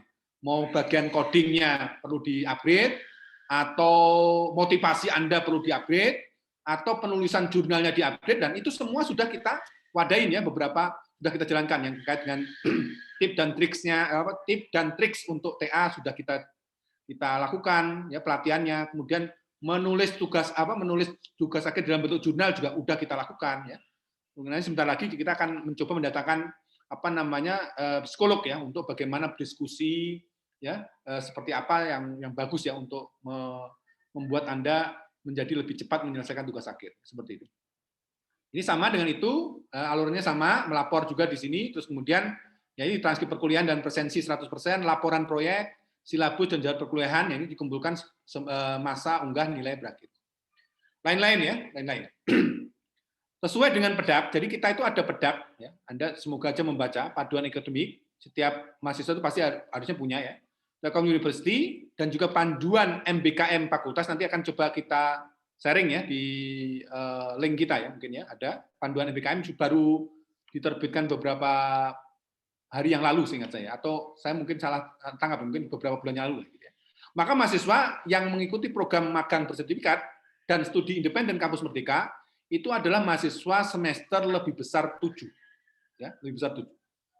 Kecuali yang PMM tadi ya, pertukaran mahasiswa merdeka. Itu boleh semester, nah hanya satu itu aja. Hanya satu itu aja yang kita setujui untuk, karena kan dia ngambil mata kuliah yang harus disesuaikan dengan mata kuliah prodi juga ya itu ya. Ada namanya di situ memang benar-benar ketat kita ya, karena tadi itu kelulusan kita Anda harus ini, karena semester 5 6 itu kan Anda masih harus ngambil beberapa mata kuliah prodi ya, seperti itu. Nah, mahasiswa angkatan 2019 tetap dapat melaksanakan program MBKM, tetapi SKS-nya akan dikonversi pada saat mahasiswa tadi berada di semester 7. Nanti dengan melakukan namanya RPL, rekognisi pembelajaran lampau. Anda harus daftarkan dulu semester ganjil atau bukti. Jadi bukti magangnya tetap diserahkan maksimal Maret 2020. Jadi yang 2019 nggak usah khawatir, tetap kita akan akui, nanti akan dikonversi pada saat Anda nanti berada di semester 7. Ya. Kemudian mahasiswa angkatan 2018 dan ke atas dapat mengkonversi di semester ganjil atau genap 2021-2022. Sesuai dengan apa? Sesuai dengan rencana studi Anda. Ya. Terus kemudian mahasiswa hanya dapat mengkonversi program MBKM ini dengan mata kuliah pilihan. Kecuali SKS program magang dapat dikonversi ke mata kuliah kerja praktek. Ini mata kuliah kerja praktek kan wajib ya. Dan kecuali tadi itu yang PMM ya, pertukaran mahasiswa mandiri tadi. Ya. Kemudian mahasiswa harus siap mengambil SKS lebih, karena di program MBKM ini pastinya SKS Anda pasti lebih besar dari 1/4 SKS. ya itu sudah pasti ya konversinya seperti itu. Kemudian selama mahasiswa melaksanakan program MBKM, mahasiswa wajib tetap registrasi di Universitas Telkom. Ini yang salah kaprah, banyak mahasiswa yang bilang kalau sudah ikut program MBKM tidak perlu registrasi. Salah, harus tetap melakukan registrasi di Universitas Telkom. Untuk apa? Untuk tadi mengkonversi ke mata kuliah kita. Kalau tidak, berarti Anda tidak bisa dikonversi, harus menunda 1 semester lagi. Kan pastinya akan berat kan, seperti itu ya, seperti itu. Oke. Nah, itu mungkin yang bisa sampaikan, bisa kita lakukan diskusi ya terkait dengan itu. Monggo silakan. Atau Pak Putu atau Bu Pani mau menambahkan atau seperti apa, silakan. Baik Pak, sambil jalan saja ya Pak Erwin ya. Sambil jalan, Siap. nanti kita sambil cek beberapa pertanyaan mungkin. Siap. Kita lihat dulu apakah teman-teman semua sekiranya setelah ada paparan dari Pak Erwin mungkin ada yang kurang paham gitu, atau mungkin sudah terjawab ternyata gitu ya. Makanya tadi kita nggak jawab dulu ya yang ada di chat ya, tapi kita bahas dulu gitu ya. Oke, yang pertama ada mahasiswa ini atau dosen Adri Nur Fajari ya. Izin bertanya Bapak Ibu, jika durasi magang kampus Merdekanya 4 bulan, itu akan mendapat berapa SKS ya? Dan konversinya ke rep atau bukan? Ya, kalau Pak Putu atau saya yang jawab nih? Boleh Pak. Pak Erwin dulu deh. Oke. Jadi kalau untuk program magang kan maksimal 6 bulan ya, 6 bulan. Kita tuh ada aturan 1 sampai 3 bulan itu 3 SKS, di 4 bulan sampai di atas 3 bulan sampai salah tadi ya. 4 bulan sampai 5 bulan. 1 sampai 2 1 sampai 2 bulan SKS. itu 3 SKS, 3 bulan sampai 4 bulan itu 6 SKS. Terus kemudian yang di atas itu 6 SKS, tapi itu maksimal ya. Artinya sangat tergantung kita dari masukan pembimbing akademik Anda seperti itu. Oke, mungkin tambahan untuk yang kampus Merdeka kan sudah daftar di spreadsheet ya. Jadi nanti akan ada keputusan ya. Jadi nanti akan ada keputusan oleh prodi akan cek gitu ya. Harus ngambil apa gitu ya. Nanti sabar gitu ya. Nanti di situ akan ada. Jadi prodi akan memutuskan. Jadi tidak akan langsung sekarang ditentukan kamu ngambil A, B. Jadi nanti prodi setelah sosialisasi ini prodi akan membahas dulu kira-kira mahasiswa ini magangnya berapa bulan, mata kuliah apa aja yang harus diambil. Jadi itu udah keputusan prodi, keputusan final prodi nanti dari situ ya. Jadi isi tetap di file Excel. Jadi pantau terus file Excel yang sudah diberikan. Oke, gitu ya. Oke, berikutnya pertanyaan lagi nih. Izin bertanya Bapak Ibu, sebelumnya saya sudah pernah menanyakan ini ke dosen yang pernah di grup Telegram MBKM, berarti saya atau Bu Fani nih. Atau jangan-jangan saya doang nih. Di sini saya sekedar ingin mengkonfirmasi lagi gitu ya. Saya sudah mendaftar dan diterima program magang Kampus Merdeka dengan waktu 4 bulan nih. Kampus Merdekanya 4 bulan nih, Mas, studi independennya. Ini kira-kira akan mendapatkan berapa SKS ya? Dan konversinya apakah ke rep atau bukan? Kayaknya Pak Putu udah pernah jawab, Pak Putu aja dulu. Oke, ini 4 bulan ya. Ini kita masih belum tahu ya. Kita cek dulu. Nanti kita akan cek dulu silabusnya seperti apa. Takutnya ini 4 bulan ini seperti tadi, seperti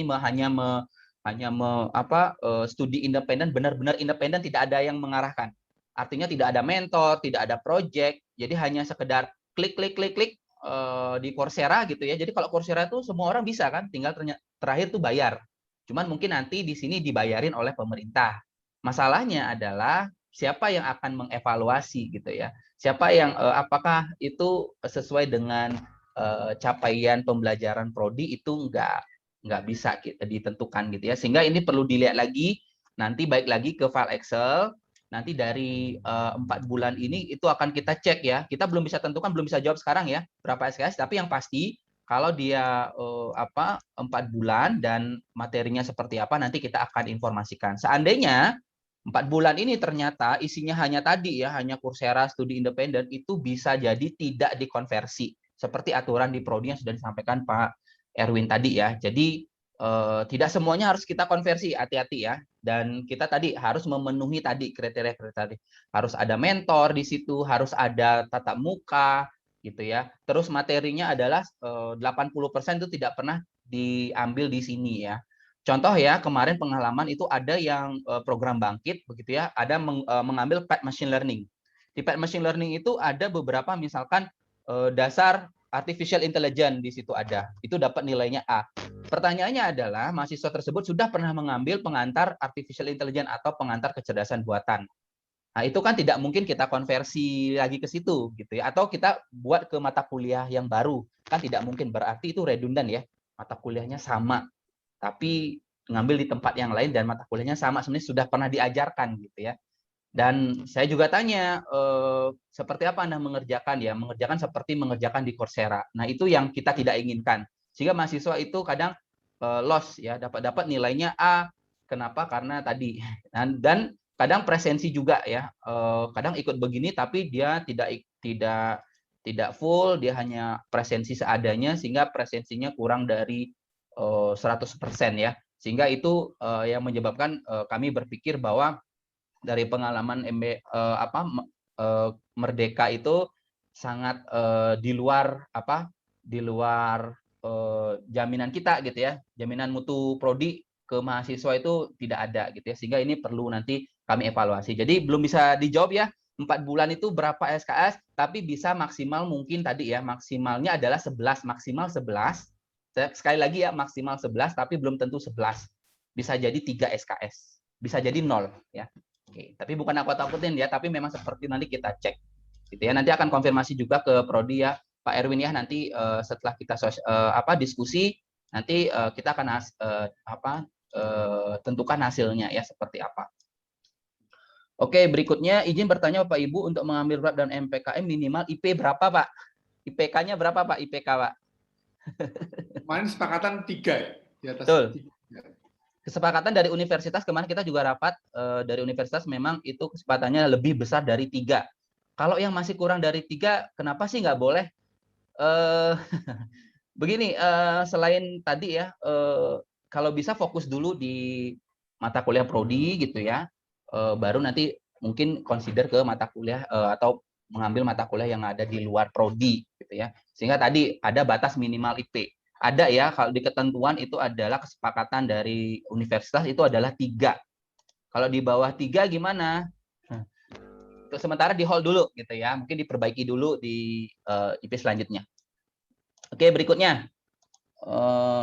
Berikutnya nih, jika misalkan mahasiswa melakukan magang di luar program Kampus Merdeka. Magang di luar nih Pak, jadi mencari tempat magang sendiri dan sudah berjalan lebih dari 6 bulan. Oke, kemarin ini sudah berlangsung. Apakah dapat dikonversi menjadi wrap internship? Dan jika bisa, dokumen apa saja yang diperlukan? Saya kira tadi sudah dijelaskan ya di syarat konversi tadi. Jadi Anda bisa jajah ya tadi, misalnya transkrip, sertifikat selesai magang, presensi 100%, kemudian ada form pembimbing lapangannya, ya, terus kemudian ada laporan magangnya, gitu ya. Dan nanti itu akan coba kita pelajari, ya, terus kemudian baru kita kita ketok palu mau di mana masuknya. Dan memang bisa diakui sebagai RPL tadi, rekognisi pembelajaran lalu, tapi Anda harus bisa menunjukkan bukti-bukti tadi. Kalau Anda bisa mendatangkan bukti, bahkan mungkin nanti ada sedikit yang harus presentasi, misalkan ke saya atau yang lainnya gitu ya, atau dosen yang lain yang ditunjuk, itu harus presentasi juga, nanti dari situ keluarlah nilai yang Anda inginkan seperti itu. Nah, terkait dengan syarat IPK tadi, sebetulnya tidak ada syarat ya, tapi kita menyarankan 3, di atas 3. Kenapa saya katakan tidak mendapatkan syarat? Karena dengan sendirinya Anda itu otomatis sudah ngambil magang kan, kerja praktek itu kan magang kan, ya nggak? Itu syarat mata kuliah pilihan kan, berarti ya. Artinya sebetulnya yang menyeleksi siapa? Yang menyeleksi perusahaan. Jadi Anda ajukan aja syaratnya, nanti yang menyeleksi perusahaan. Tapi kebanyakan dari pengetahuan kita, dan kenapa institusi menggarisbawahi IPK 3 tadi, ya karena kebanyakan yang diterima di atas 3. Itu aja mungkin ya. Karena tadi kalau Anda melihat dicoba dikompetkan ke kita, berarti saya KP nggak wajib dong Pak, ya wajib lah. Ya bentuknya apa ya, bisa aja ajukan ke internship, misalkan bisa diterima ya syukur, berarti bisa dimasukkan di situ gitu. Tapi ya tadi itu sebisa mungkin Anda harus mencoba belajar lebih keras lagi supaya IPK Anda bagus gitu. Seperti itu. Ya, untuk yang di luar kampus Merdeka nanti ada grupnya ya, jadi ada grup magang lebih dari 3 bulan kalau nggak salah judul grupnya. Coba nanti ditanya-tanya ke teman-temannya, ada grup khusus untuk mahasiswa yang magang lebih dari situ. Jadi itu bisa dikonversi, nanti bisa dikonversi kalau nggak salah itu ada yang KP yang itu kemarin memang Ufan yang create grup itu gitu ya, dan siapa tahu nanti ada yang dibawa ke kafe atau ada yang ke rap gitu ya bentuknya ya. Jadi nanti akan dikompuler di situ ya. Untuk khusus yang di luar kampus Merdeka ya. Oke. Berikutnya dari Hafiza. Jika durasi magang 6 bulan sampai bulan Februari. Konversi SKS-nya bagaimana? Karena di akhir semester ini mungkin nilai belum keluar dari perusahaannya sendiri.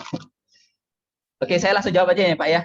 Ini sudah ada ketentuannya ya. Jadi Q&A sudah ada di sudah ada di grup MBKM Prodi ya, sudah ada di situ. Q&A menyatakan bagaimana kalau SKS-nya itu kalau nilainya beresnya Februari, nilainya bisa jadi Maret. Artinya apa? Anda tidak boleh mengambil SKS konversinya di ganjil ya tentunya ya.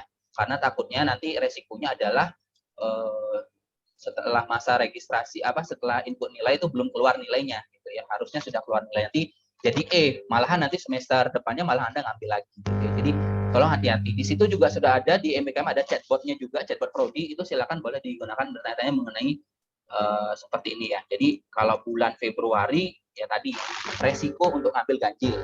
Nah, dan tadi sudah dikatakan Pak Erwin, kalau Anda semesternya adalah semester sekarang masih angkatan 2019, konversinya nanti diganjil 2022-2023 ketika Anda semester 7. Yaitu aturan terbaru ya. Jadi nggak usah khawatir, gimana nih bulan Februari, nanti ngambilnya nanti diganjil tahun depan gitu ya. Jadi nggak masalah, nggak akan ada masalah. Yang penting nanti syarat-syarat semua dikumpulkan ketika nanti Anda ngambil SKS konversinya, Anda sudah mengumpulkan nilainya, mengumpulkan berkas-berkasnya. Jadi itu sangat memungkinkan ya. Tapi bagaimana kalau untuk angkatan 2018 ke atas, 2018, 2017 dan seterusnya? Nah, itu berarti harus mulai melihat ya. Kalau misalkan mau ngambil di ganjil ini, itu tidak memungkinkan karena nilai itu pasti keluar Februari Maret. Artinya itu kita sudah mulai masuk ke genap ya. Laporan dikti sangat ketat ya. Jadi nilai itu harus keluar di masa proses input nilai. Selain daripada itu akan susah kita ada perubahan nilai, itu akan sangat susah ya. Dan memang itu aturan di diktinya sudah sangat ketat ya. Jadi mohon kasihan nanti LAK-nya ini ada Pak Danang, Pak Danang Junaidi nanti ini yang guling-guling ini. Kalau misalkan seandainya ada yang ada yang telat atau seperti misalkan Anda lupa gitu ya bahwa Anda konversi terus Anda tidak mengumpulkan sesuatu, ya itu resiko sendiri ya. Oke, berikutnya ini ada Pak Pras nih. Oke, ini MBKM kemungkinan di atas semester 5 dan ekivalensinya mungkin nanti bisa di semester mana saja. Ketika mahasiswa mengambil di tingkat 3, apakah harus drop beberapa mata kuliah wajib atau paket? Sehingga beban mahasiswa dalam satu semester tidak berlebih. Tadi sudah ya Pak Erwin ya? Tadi sudah Pak Erwin ya, kalau misalkan kalau yang masih semester 5 itu jangan dulu mengambil SKS konversinya. Jadi ngambil dulu mata kuliah wajib, habisin ya, mata kuliah wajib semester 5, semester 6 itu diambil dulu semua. Nggak apa-apa kalau sekarang sudah terlanjur daftar, nggak apa-apa, ikutin aja paralel. Seandainya nggak bisa, ya udah nggak usah diambil aja, nanti aja ngambil di semester 7. Ya itu keputusannya ya. Oke, jadi supaya tidak bingung, wali juga tidak bingung nih, yang mana nih yang perlu di drop, nggak perlu diambil. Jadi semester 5 dan semester 6 wajib semua mata kuliah sesuai dengan rencana studi kalian untuk mata kuliah wajib prodi. Sedangkan untuk konversi itu nanti di semester 7 untuk angkatan 2019 ya. Oke, berikutnya nih. Kalau SKS sudah lebih dari 144 Pak, dan jumlah mata kuliah pilihan yang diambil sudah memenuhi syarat minimal. Oke, apakah boleh drop mata kuliah pilihan yang lebih? Oke, misalkan ada mata kuliah pilihannya dapat C tuh Pak, jadi dia ikut MBKM nih dapat A gitu. Boleh nggak yang C itu di drop? Kalau dari pengalaman kami, yang memutuskan kita mengirim memo ya ke Dirmik ya. Jadi untuk mata kuliah yang lulus dari Dirmik, ini bukan dari kita ya, itu tidak boleh di drop. Tidak boleh di drop. Yang boleh di drop itu hanya mata kuliah yang tidak lulus. Kalau yang lulus tetap harus ada di transkrip. Ya, seperti itu aturan Dirmik, bukan aturan kita ya. Jadi artinya kita mengikuti, karena dari mana? Jadi beberapa yang kita sudah kirimkan memo. Jadi ada mahasiswa yang minta izin untuk ngedrop, nilainya adalah BC atau kalau apa B atau BC gitu ya. Kita kirimkan ke sana, terus kemudian sama institusi tidak diizinkan karena mata kuliah itu lulus. Artinya berarti yang C gimana? Ya tetap lulus gitu. Artinya memang tidak ada aturan itu sama dinamik seperti itu. Jadi kita tidak bisa menolak sama sekali. Seperti itu. Ya. Oke, baik. Mungkin masukan mungkin mulai dari sekarang sudah mulai ya. Kalau mau ngambil mata kuliah pilihan itu bukan coba-coba gitu, atau istilahnya saya mau coba aja ambil gitu. Kalau nggak lulus ya nggak apa-apa. Kalau lulus ya gimana? Jangan seperti itu ya. Jadi harus sesuai dengan tujuannya. Kalau mata kuliah pilihan itu kan harus sesuai dengan TA ya. TA-nya mau kemana, mata kuliah pilihannya berarti dekat-dekat dengan situ. Kalau seandainya tadi nggak lulus dan itu artinya sudah lulus tapi itu mau di drop, itu nggak bisa aturannya. Seperti itu ya. Bisa seandainya kalau misalkan kalian mau ulang lagi mata kuliah itu dan di E-kan gitu. Artinya ya nanti tertimpa E gitu, nanti itu akan ke drop sendiri. Jadi artinya kalian misalkan saya mau biar ke drop itu, jadi semester ini Anda ambil mata kuliah itu gitu dan kalian bikin E mata kuliah itu, ya artinya kan mata kuliah itu akan hilang gitu kan, karena sistemnya adalah nilai yang terakhir dipakai, bukan nilai maksimal gitu ya. Oke, jadi tidak boleh ada drop gitu ya, tidak boleh drop kalau mata kuliahnya lulus, kecuali mata kuliah itu memang tidak lulus pasti sudah akan drop. Di transkripnya masih ada. Oke, berikutnya terkait studi independen, apakah harus berhubungan dengan jenis mata kuliah pilihan sistem cerdas agar bisa dikonversi, Pak? Ya harusnya gitu, seperti itu. Jadi memang harus sesuai dengan visi kita ya, visi prodi tadi, yaitu sistem cerdas ya. Jadi memang harus seperti itu kalau pengen dikonversi. Betul. Usahakan ke sana ya, ke sistem cerdas. Nanti kalau enggak nanti akan sedikit mata kuliah akan bisa dikonversi. Misalkan harusnya full 11 bisa jadi nanti cuma 3 ya Pak ya. Karena misalkan tidak berhubungan dengan sistem cerdas. Oke, berikut terkait presensi sempat disinggung harus full agar dapat dikonversi. Full itu apakah wajib presensi setiap hari tanpa boleh melakukan izin sama sekali? Oke, izin saya jawab ya. Nah, ini masalah izin dan seterusnya silakan ke sana. Saya nggak tahu MBKM itu kontaknya Anda siapa. Yang pasti adalah kami di situ ada 100%. Saya juga kurang paham 100% presensi itu seperti apa. Presensinya apakah presensi mengerjakan modul atau presensi seperti apa? Saya kurang paham. Silakan ke sana. Gitu ya, silakan diskusikan dengan program MBKM-nya. Nanti di sertifikat itu akan ada ya presensi kehadiran, karena di situ presensi kehadiran mereka juga memiliki minimum presensi kehadiran. Ya, kami mengambil adalah maksimalnya 100%. Itu ya harus dipenuhi ya. Seperti itu. Oke, jadi usahakan jangan sakit ya.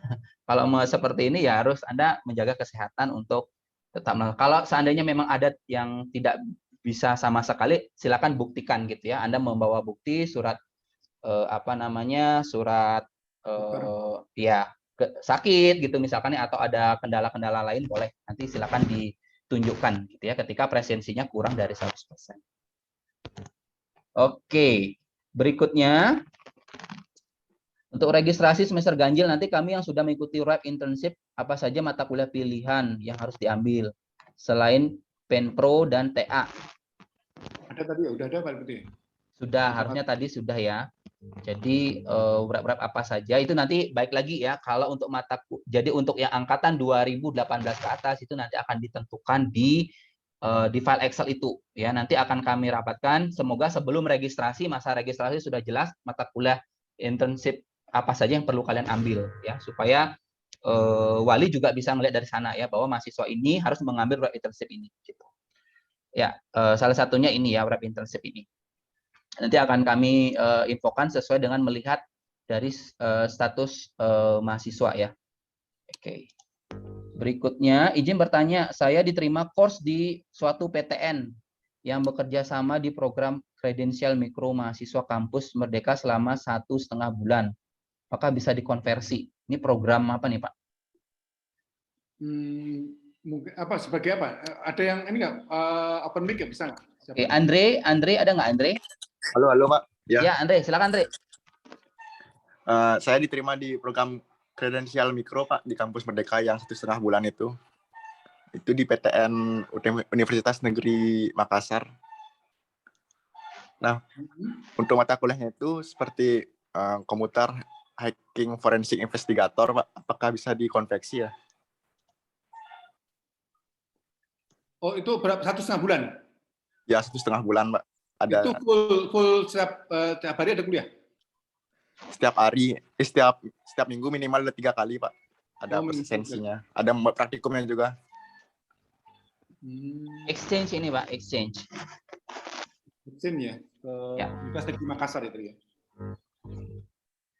Ya istilahnya gini aja lah, ajukan aja dulu ya, ajukan dulu, nanti kita akan coba diskusikan. Tapi yang mungkin yang bisa tadi seperti apa Mas ya? Studi independen mungkin ya maksudnya ya? Kalau yang ini ya tadi pertukaran berarti ya. Sebentar Enggak, diterima course di studi. Oh iya, boleh berarti pakai studi independen dulu ya.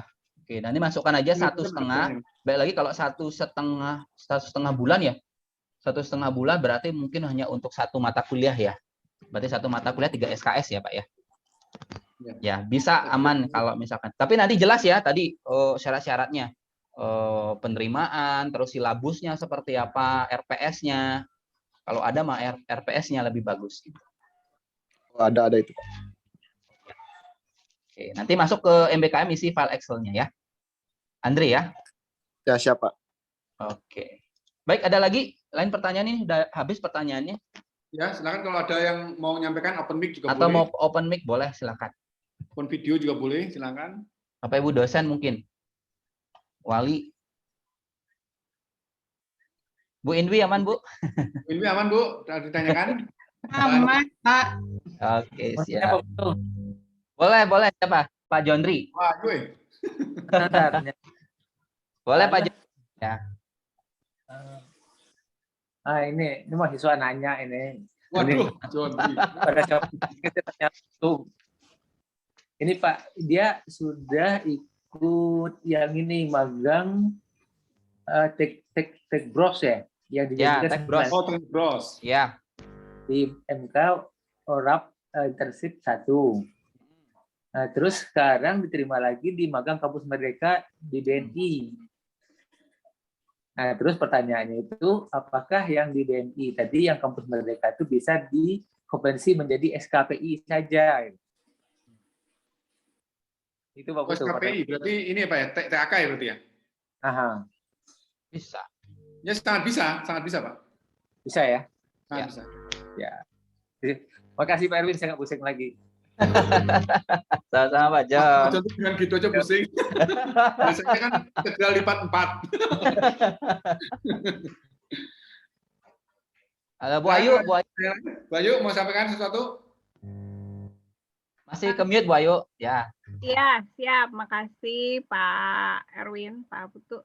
Ya. Saya mau nanya, kalau misalkan dosennya ada research, kemudian ada research, kemudian untuk misalnya untuk entah research, entah project gitu ya, kemudian untuk kedepannya itu butuh misalnya implementasi, kita butuh mahasiswa untuk deployment lah, artinya yang mengembangkan sudah ada gitu ya, tapi kita akan minta dia misalnya untuk testing, untuk deployment ke klien dan sebagainya. Itu masuknya ke mana? Kalau tadi dilihat kan ada yang skenario WRAP itu kan 8 sampai 10 SKS. Sepertinya nggak segitu gitu ya, maksudnya nggak karena kecuali memang dari development, tapi sepertinya kan kalau cuma testing, kalau cuma deployment, sepertinya nggak ke situ gitu ya. Yeah. Itu skenario-nya kemana dan dari dosen prosesnya itu bagaimana? Apakah bisa masuk ke RPL? Tapi kalau tadi di yang sebelah kanan, sebelah WRAP itu sepertinya nggak masuk tuh. Itu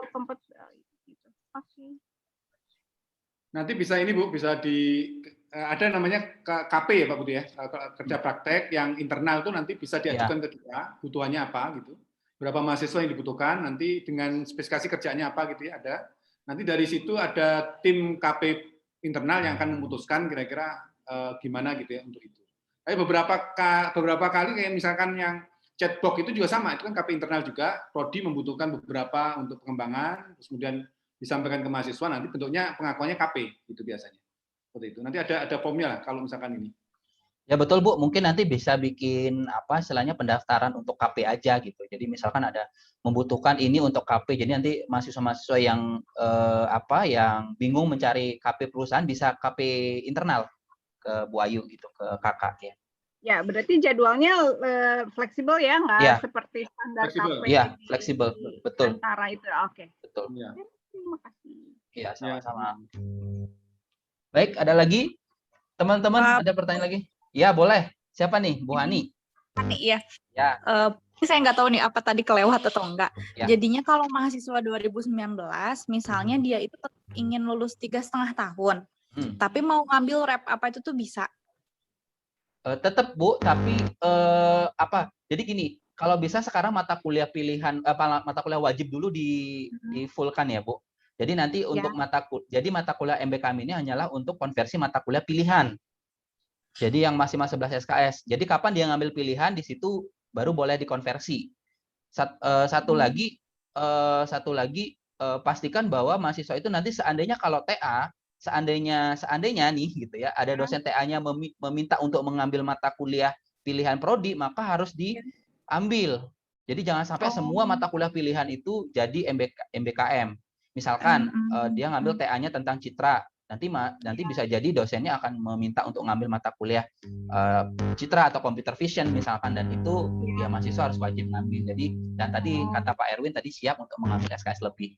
Untuk pengambilan yang sekarang 2019 itu semester ganjil ini usahakan jangan ngambil dulu SKS konversi. Gitu. Kalau mau 3,5 tahun gitu ya. Berarti nanti aja di semester 6 atau semester 7. Gitu. Semester 7 aja paling, atau semester 7 paling aman tuh semester 7 kan mereka hanya ngambil TA saja. Kalau 3,5 tahun ya, dan ngambil nanti mata kuliah MBKM. Semuanya di situ. Seperti berarti itu. Semester 5 itu jangan dulu ambil kayak MK peminatan atau MK pilihan gitu ya? Iya, seperti itu. Wajib-wajib aja dulu. Kalau mau ngambil atas juga gitu ya? Betul. Nanti sistemnya RPL Bu Wani ya. Oke. Sip. Makasih Pak. Sama-sama Bu. Pak Erwin? Kok jadi saya? Pak Erwin, silakan. Udahlah, cukup Pak jawaban. Oke. Baik, yang lain. Bapak Ibu, boleh mahasiswa? Halo Pak, saya Bu Sri Pak. Oh iya, Bu Wati. Bu Sri. Ya. Pak, ini bisa nggak ya, Kak, pengalaman kemarin untuk yang pengelolaan sistemnya Ijo ICT.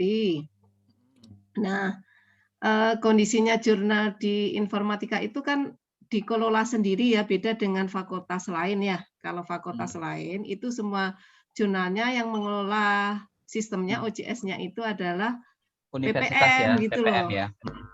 Semuanya, makanya khusus yang IF itu dikelola sendiri gitu ya. Akhirnya ada kesulitan gitu ya. Padahal itu kan OJS-nya, apalagi OJS yang 3 ya, itu kan lebih tidak stabil gitu ya. Kalau dan dikembangkan sendiri itu masalahnya. Jadi kadang seringkali ngadat gitu ya. Dan apabila pas waktu reviewer memasukkan akses hasilnya gitu ya, kemudian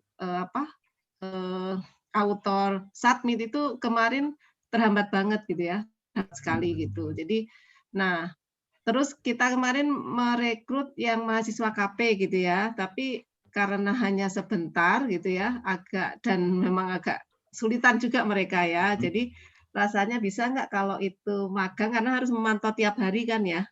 Kemudian ini juga ada perbaikan website gitu ya, untuk akreditasi itu lumayan banyak perbaikan website yang harus dilakukan, itu kalau mau hasilnya supaya nanti Sintanya bisa Sinta yang bagus lah gitu ya. Itu Prof Salamin bilang yang diperbaiki harus ini, makanya kemarin kita mengajukan tenaga magang ke fakultas gitu ya, tapi sampai sekarang belum dapat Kaknya. Nah, gimana kalau itu magangnya bisa 1 semester, karena terus-menerus mantau sih itu sistemnya. Karena kan tadi ya, kalau fakultas yang lain kan yang nangani PPM, sedangkan kita kan siapa gitu kan ya.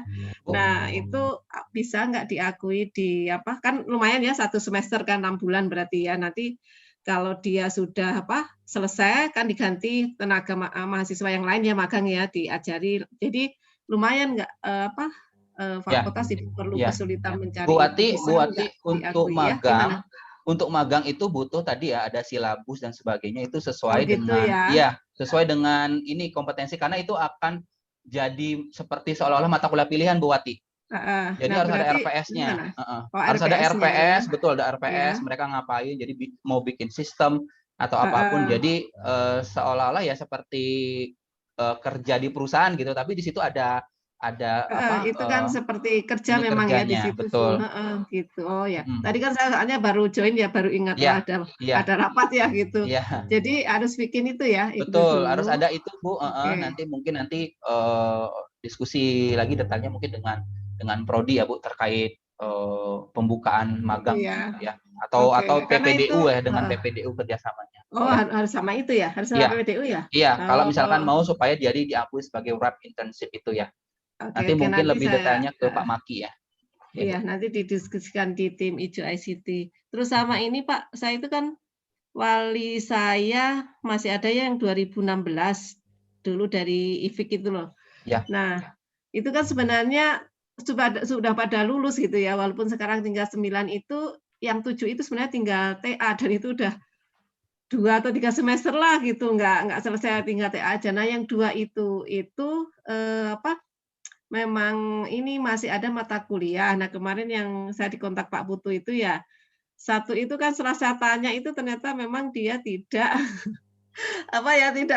tidak hadir atau apa ya pada pertemuan pertama gitu ya. Makanya, nah kamu gimana? Saya tanya gitu, ternyata ketahuan memang nggak hadir gitu ya. Nah, itu padahal dia kurang mata kuliah itu ya untuk 2016 gitu. Jadi sebaiknya mungkin tidak perlu ambil ini ya. Karena memang tinggal sedikit sih sebenarnya gitu ya. Maksudnya mahasiswanya mau ngambil MBKM ya, Bu? Kemarin itu diambil itu yang sistem cerdas itu loh Pak Putu kan. Oh iya. Dan mahasiswanya itu saya tanya ternyata memang dia mungkin agak kesulitan juga di situ gitu kan, terus nggak pernah hadir. Gitu. Sebaiknya mata kuliah pilihan prodi, Bu. Pilihan aja ya gitu ya. Pilihan prodi, cuman 1 SKS, 1 mata kuliah ya. Iya. Betul. Iya, seperti gitu, itu, Bu Wati. Oke. Iya, makasih Pak. Ya, sama-sama Bu Wati. Pak Erwin ada tambahan? Bu Wati nih. Nanti dia Japri aja lah, Japri. Oke, ya nanti saya Japri aja ya kalau nanya-nanya ya. Oke. Ya, Bu. Paling asal ini aja Mbak, yang tadi untuk yang magang tadi memang kerjaannya jelas gitu ya, misalkan D-nya itu jelas memang kayak kayak perkuliahan selama 1 semester gitu. Jadi kali situ nanti kita bisa dengan mudah untuk ini bisa saya setuju dengan ini dan sebagainya. Karena nanti memang ada yang memandu ya, jadi tim Ijo ICT gitu ya. Tapi memang kalau kita harus tiap hari lihat OJS itu kan tugas kita juga terbengkalai ya, dosen harus ngajar terus. Makanya memang butuh itu gitu. Memang yang mantap tiap hari itu. Ya. Oke, Bu. Bisa maksimal 9 SKS ya Pak Putu ya? Iya, 9 SKS Bu. Ya, 6 bulan. karena itu seperti kerja sih Pak Putu kan juga pernah ngelola IndoJC kan, memang seperti kerja itu. Iya. Oke, baik. Baik, yang lain teman-teman mahasiswa nih. Apakah sudah jelas? Oke, ini ada pertanyaan lagi nih dari Dava. Izin bertanya lagi Pak, untuk kampus Merdeka yang sudah diterima harus lapor kemana ya Pak? Atau sudah didata ya? Terima kasih banyak. Kemana Pak lapor? Open mic Mas Dava. Dava. Halo Pak. Ya, halo Mas Dava. Iya. Itu lapor kemana ya Pak? Ya, terimanya di mana? Di Bank Indonesia Pak. Bank Indonesia ya. Berarti yang masuknya magang bersertifikat ya? Yang kayaknya iya Pak. Iya Pak. Iya. Iya ya Pak.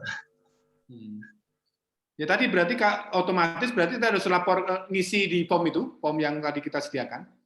Terus kemudian nanti dari situ nanti akan dari kita akan plotting pembimbing ya untuk mengarahkan tadi lebih ini. Jadi meskipun ada pembimbing lapangan juga, pembimbing akademik kita ada sehingga nantinya bisa terkontrol terkait dengan capaian-capaian PLO maupun CLO dari mata kuliah itu gitu.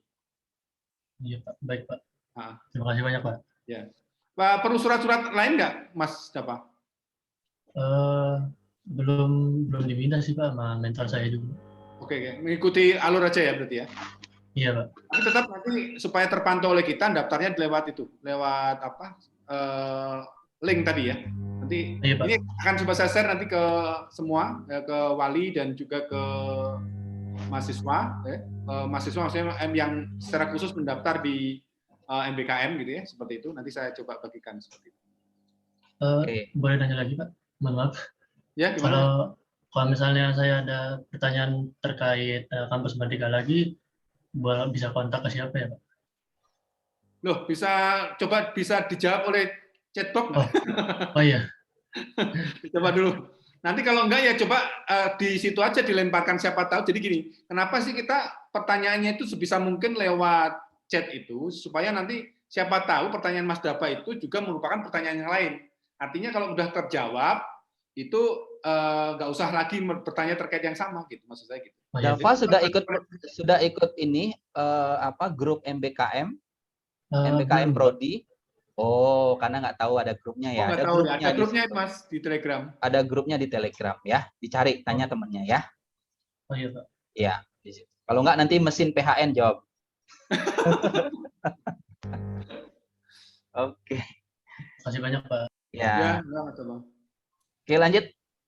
Dari Denny boleh. Boleh Pak Denny. Wah, Pak Denny nih. Pertanyaan ringan sih sebetulnya, hanya konfirmasi. Apa tuh aja jawab nih? Ringan apa tuh?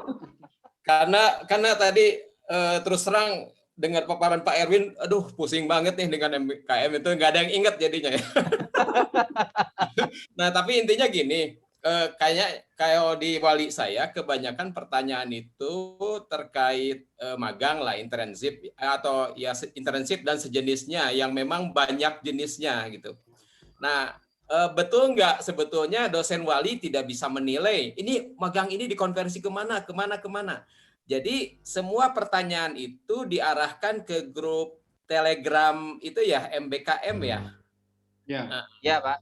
Betul, dan itu jawabannya final kan? Karena kadang mahasiswa udah dijawab kata di MBKM, masih konfirmasi lagi ke wali gitu. Pak, ini benar nggak? Lah, gimana ini? Kan finalnya di situ ya, betul ya? Seperti itu ya Pak? Betul Pak, betul Pak Denny. Oke, baik. Berarti kalau ada pertanyaan apapun, sebetulnya wali tidak jawab ya terkait itu. Silahkan ditanyakan di sana. Itu aja ya Pak ya. Makasih.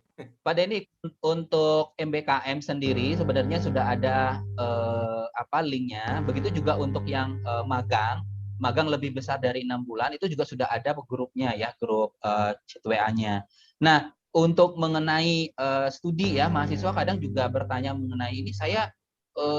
Pak, saya nanti kalau ambil ini saya semester depan mau ngambil mata kuliah apa lagi. Nah, itu juga mungkin nanti ke wali juga Pak, gitu ya. Kalau mengenai seperti apa nanti mata kuliah yang perlu diambil memang diputuskan oleh prodi dan wali bisa juga mengkonfirm ke prodi ya Pak. Gitu. Apakah benar seperti itu ya Pak? Berarti nanti kalau ada terkait itu untuk registrasi mata kuliah apa yang diambil, saya cukup melihat apa yang sudah dipetakan oleh prodi kan ya. Dan kita memantau mengikuti itu aja ya. Betul Pak Denny, nanti lewat file Excel ini, file spreadsheet ini Pak Denny untuk yang magang. Oh baik. Terima kasih Pak Putu. Ya sama-sama Pak. Yang lain Bapak Ibu atau teman-teman mahasiswa boleh? Ya masih bingung-bingung nih.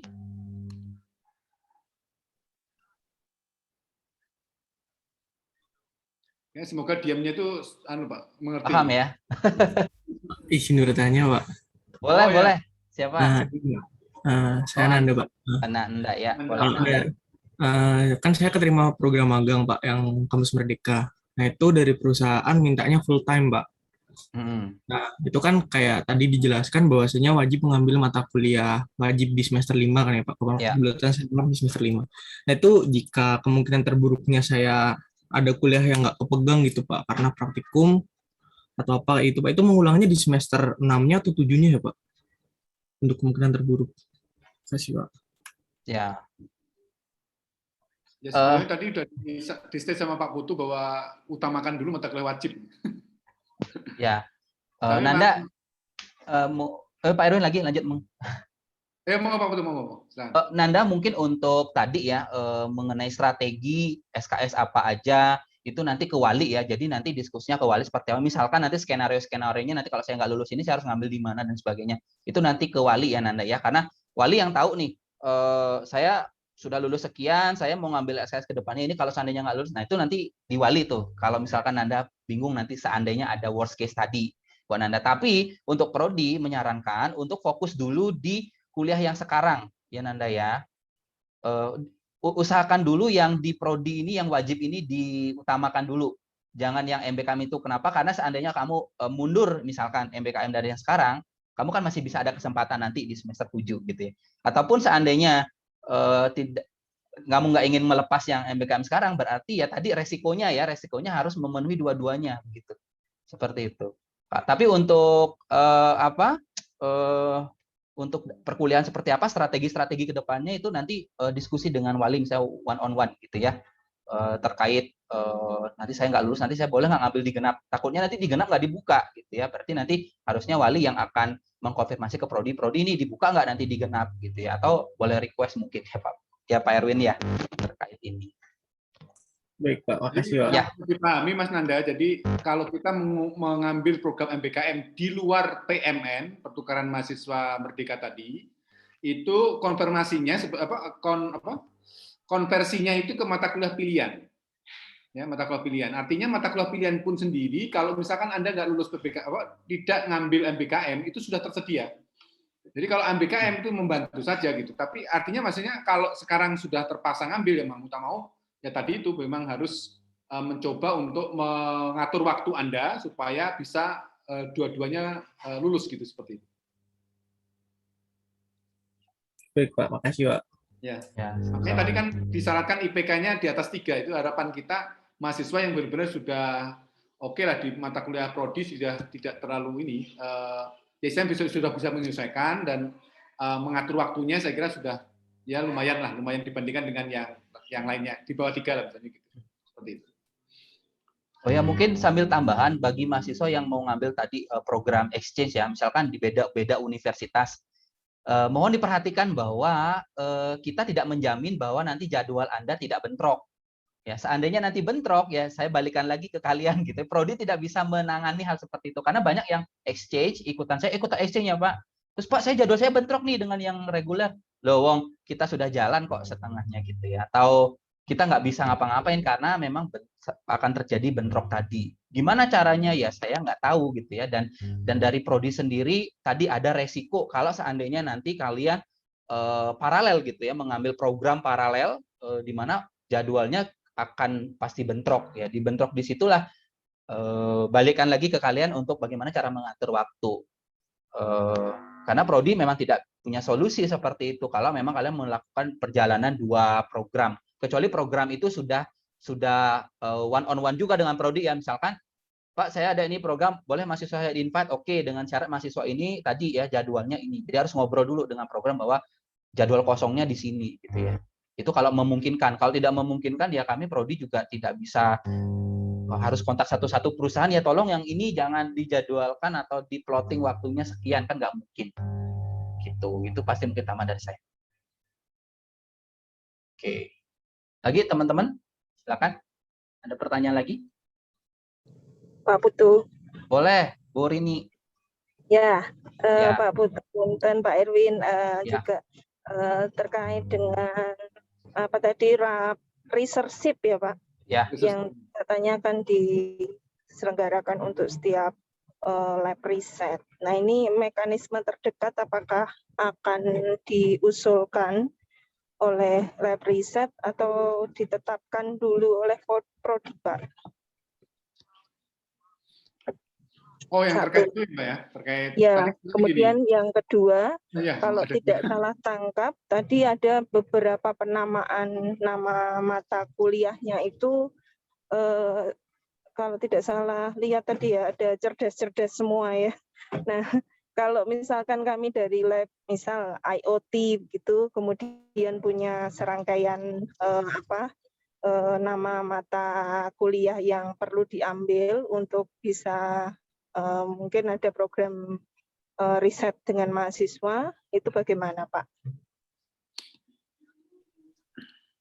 Mungkin dikasih sampel Pak Erwin yang mata kuliah yang NLP tadi, research.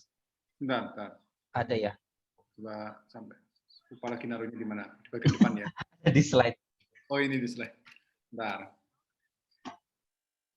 Jadi begini, Pak. Jadi kemarin kan sebetulnya dari Pak Arif ya, Arif Jaksana, itu mengusulkan program ini, program terkait ini. Terus kemudian Ketua KK diundang, ya, Ketua KK yang dimaksud misalnya dari DS kan, karena Pak Arif mengajukan dari DS, terus kemudian dari Wadek, Pak Parman, kemudian dari Prodi juga diundang, terus kemudian menyampaikan kira-kira seperti apa usulan dan sebagainya gitu. Nanti muncul seperti ini, jadi apa untuk mengkonsentrasikan mahasiswa itu benar-benar full untuk penelitian terkait dengan supaya ini ya TA-nya juga mantep gitu ya, benar-benar istilahnya memang bermutu gitu ya, bisa disubmit ke Q1 atau sebut saja Q2 atau Sinta 1 Sinta 2 gitu ya. Makanya kemarin dari NLPTM itu, dari text mining itu mencoba mengajukan WRAP riset ini. Jadi ada nama mata kuliahnya seperti ini, MK WRAP Riset Studi Dataset dan Source Code gitu ya. Nah, itu nanti bebas, nanti kalau mau yang di lab NLP juga mungkin akan mencoba studinya itu khusus untuk NLP, tapi untuk yang misalkan Mbak Rini tadi IoT pasti IoT semua studi literaturnya juga seperti itu, pembangunan datasetnya juga seperti itu dan sebagainya gitu. Tapi untuk mata kuliah umumnya atau untuk masing-masing lab riset itu seperti ini gitu. Jadi itu memang baru ini sih, baru sebetulnya sudah mau diusulkan 2 minggu yang lalu di Rapim ya. Cuma 2 minggu yang lalu masih sibuk terkait dengan PJJ ya pada waktu itu. Terus kemudian sekarang juga ICT. Kemudian baru minggu depan akan coba mengundang dari Rep Riset NLP TM ini untuk presentasi di hadapan Ketua KK dan juga di dekanat gitu seperti itu untuk untuk mencoba menarik ini menjadi mata kuliah untuk riset di lab riset yang ada gitu seperti itu. Iya Pak, mungkin kalau boleh usul penamaan mata kuliahnya representasinya umum gitu ya Pak. Iya, kalau yang kemarin itu sebetulnya ada, kalau di mata kuliah kita itu ada tadi NLP TM gitu ya. Kalau di kita rencananya mau kita ini aja MK WRAP Riset gitu. Terkait namanya ini, namanya yang ada disepakati ini dulu gitu sementara. Bu Rini ya, mungkin Pak. tambahan yang kemarin dari Pak izin Pak Erwin nambahin dari Pak Wadek itu terkait penamaan itu kalau bisa memang spesifik dan beda ya. Jadi misalkan jangan sampai sama dengan misalkan nama mata kuliahnya mata kuliah misalkan yang tata tulis gitu kan, sebenarnya itu kan sudah ada ya. Jadi mungkin maksudnya memang di situ ada tata tulis mengenai tentang IoT, tapi namanya jangan sampai tata tulis. Memang kalau bisa lebih spesifik, dan kalau mata kuliah pilihan kata Pak Parman sih sebenarnya harus ada sedikit meskipun namanya tidak ada cerdas, tapi di situ di RPS-nya nanti harus terkait dengan cerdas. Juga untuk lab riset yang ingin tadi membuat mata kuliah tadi riset ini tadi harus dilengkapi dengan RPS. Terus nanti mungkin pembahasannya dengan Pak Wadek ya Pak Erwin ya. Nanti mengajukan mungkin nanti rapatlah pertemuan beberapa kali gitu untuk menyikapi atau membahas mengenai mata kuliah ini Bu Rin. Ya, arahnya mungkin penamaannya malah beda MK ya, untuk beda lab riset ya. Oh betul, ya, okay. Betul. Di mata kuliahnya, di namanya mungkin ya lebih spesifikan. Mungkin tadi Pak Erwin tadi juga Rep Riset NLP mungkin itu Pak Erwin tambahin sebelum itu gitu. Mungkin supaya kemarin itu saran dari Pak Wadek itu memang harus disepakati kira-kira nama umum itu seperti apa. Kenapa? Karena kita kan untuk mengusulkan mata kuliah baru itu kan terbatas terkait dengan spare namanya ya. Kadang-kadang kita kan A, B, C sampai Z gitu kan. Itu udah Z itu apa ini? Karena apa? Jadi artinya satu. Oh, langsung satu. Ada ininya. Ada kodenya ada. Ya. Oke Pak, terima kasih Pak. Ini terkait juga dengan mau saya kaitkan dengan fast track Pak. Jadi mungkin ya mahasiswa fast track itu memang sudah dibahas. Mungkin ini kandidat untuk bisa lanjut ke S2 dengan bisa selesai 5 tahun ya Pak. Ya, terima kasih Pak. Ada misi prodi S2 ya. Siap. Oke, baik. Yang lain? Ini ada satu lagi nih. Nggak tahu. Oke, bertanya nih. Saya ikut studi independen Altera dan mereka bilang akan konsolidasi dengan Kaprodi terkait konversi dan SKS. Saya mau konfirmasi apakah mereka sudah kontak Pak Erwin Dari Altera belum, Pak? Belum ya. Nanti tolong diminta segera kontak Pak Erwin ya. Ya, Alfi ya. Oke, karena Pak Erwin belum dikontak. Permisi. Ya, boleh. Iya, berarti kalau untuk kontak ke email atau gimana ya, Pak? Kalau untuk kontak Pak Erwin atau gimana? Kalau email itu biasanya saya bukanya malam. Jadi kalau pengen fast respon mungkin di WA aja mungkin kalau misalnya. WA bisa ditelepon langsung gitu ya. Baik, Pak. Tapi kalau nggak salah kan ini Mas Alfi ya. Jadi artinya sebetulnya ini kan program bersama ya. Artinya saya kira kalau di situ itu kemarin BPULPS itu sudah menyatakan ini ada schedule-nya gitu untuk itu. Jadi memang kalau nggak salah di antara tanggal minggu kedua Agustus ingat saya atau minggu pertama akhir lah gitu. Ingat saya gitu. Jadi akan dicoba diketemukan antara prodi dengan masing-masing apa namanya yang tadi itu Altera atau apa gitu akan dicoba ditemukan untuk mencari titik tengahnya seperti apa. Baik, Pak. Terima kasih, Pak. Ya, sama-sama. Ya, teman-teman Bapak Ibu dosen diharapkan untuk presensi ya, jadi linknya sudah ada di chat. Ini ada tanya lagi satu lagi nih, Pak Erwin. Informasi dari magang mereka bahwasanya mereka akan melakukan injek nih 20 SKS secara langsung nih ke Igratias ini Pak Erwin. Nah, gimana nih Pak Erwin? Nanti masalah nggak Pak Erwin? Sangat bermasalah buat IABI. Jadi artinya memang ini juga sampai sekarang belum ketahuan ya sistem injek yang ada itu seperti apa. Kalau misalkan dari Dikti itu mau injek langsung ke Igratias luar biasa itu, berarti merusak semua tatanan. Artinya jadi maksudnya paling ya cuma daftar aja nilai-nilainya seperti apa lah. Nanti itu baru kita konversikan ke nilai kita dan pastinya kan harus terdaftar mata kuliah itu kan, nggak mungkin seenaknya aja dia injek. Jadi namanya injek itu harus ada alat apa harus ada tempatnya. Kalau tempatnya nggak ada, mau injek kemana kan gitu ya. Jadi artinya maksudnya kata-kata injek ini sampai sekarang masih dipertanyakan oleh kita gitu. Karena ya itu berarti apa ya istilahnya mengobok-ngobok sistem Igratias kita.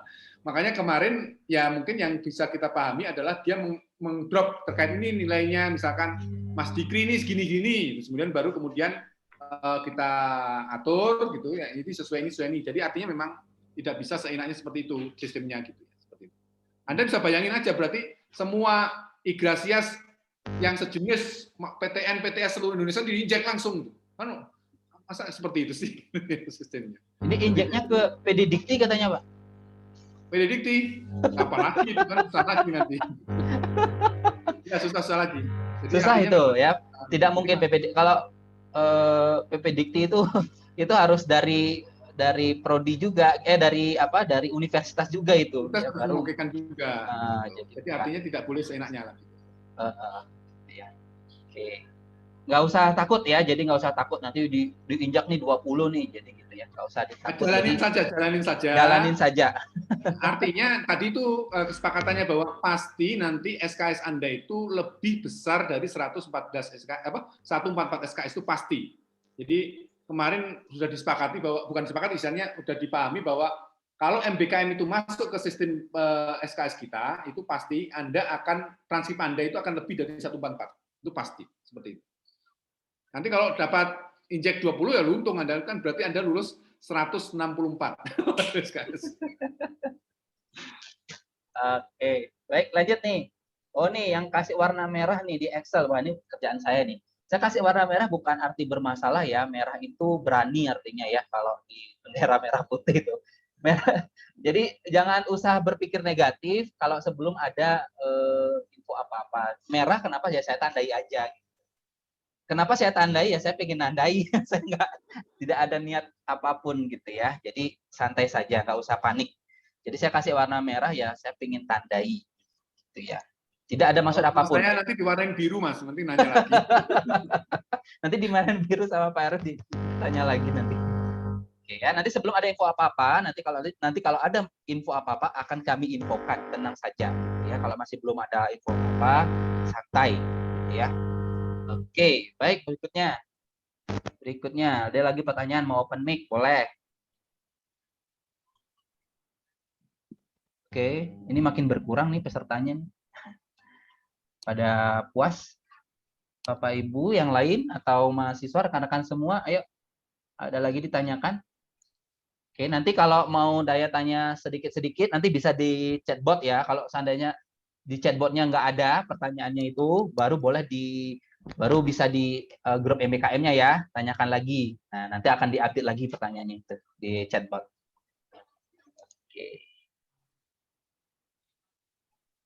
Oke, ada lagi?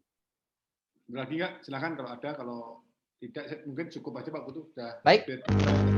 Ya, baik. Nanti mungkin kalau ada banyak sekali mungkin kumpul-kumpulan pertanyaan lagi ya, kita coba amati dari beberapa pertanyaan dari wali, dari mahasiswa ke ke MBKM itu seperti apa. Nah, ini mungkin kita akan coba range lagi terkait dengan pertemuan kita juga ke depannya seperti apa.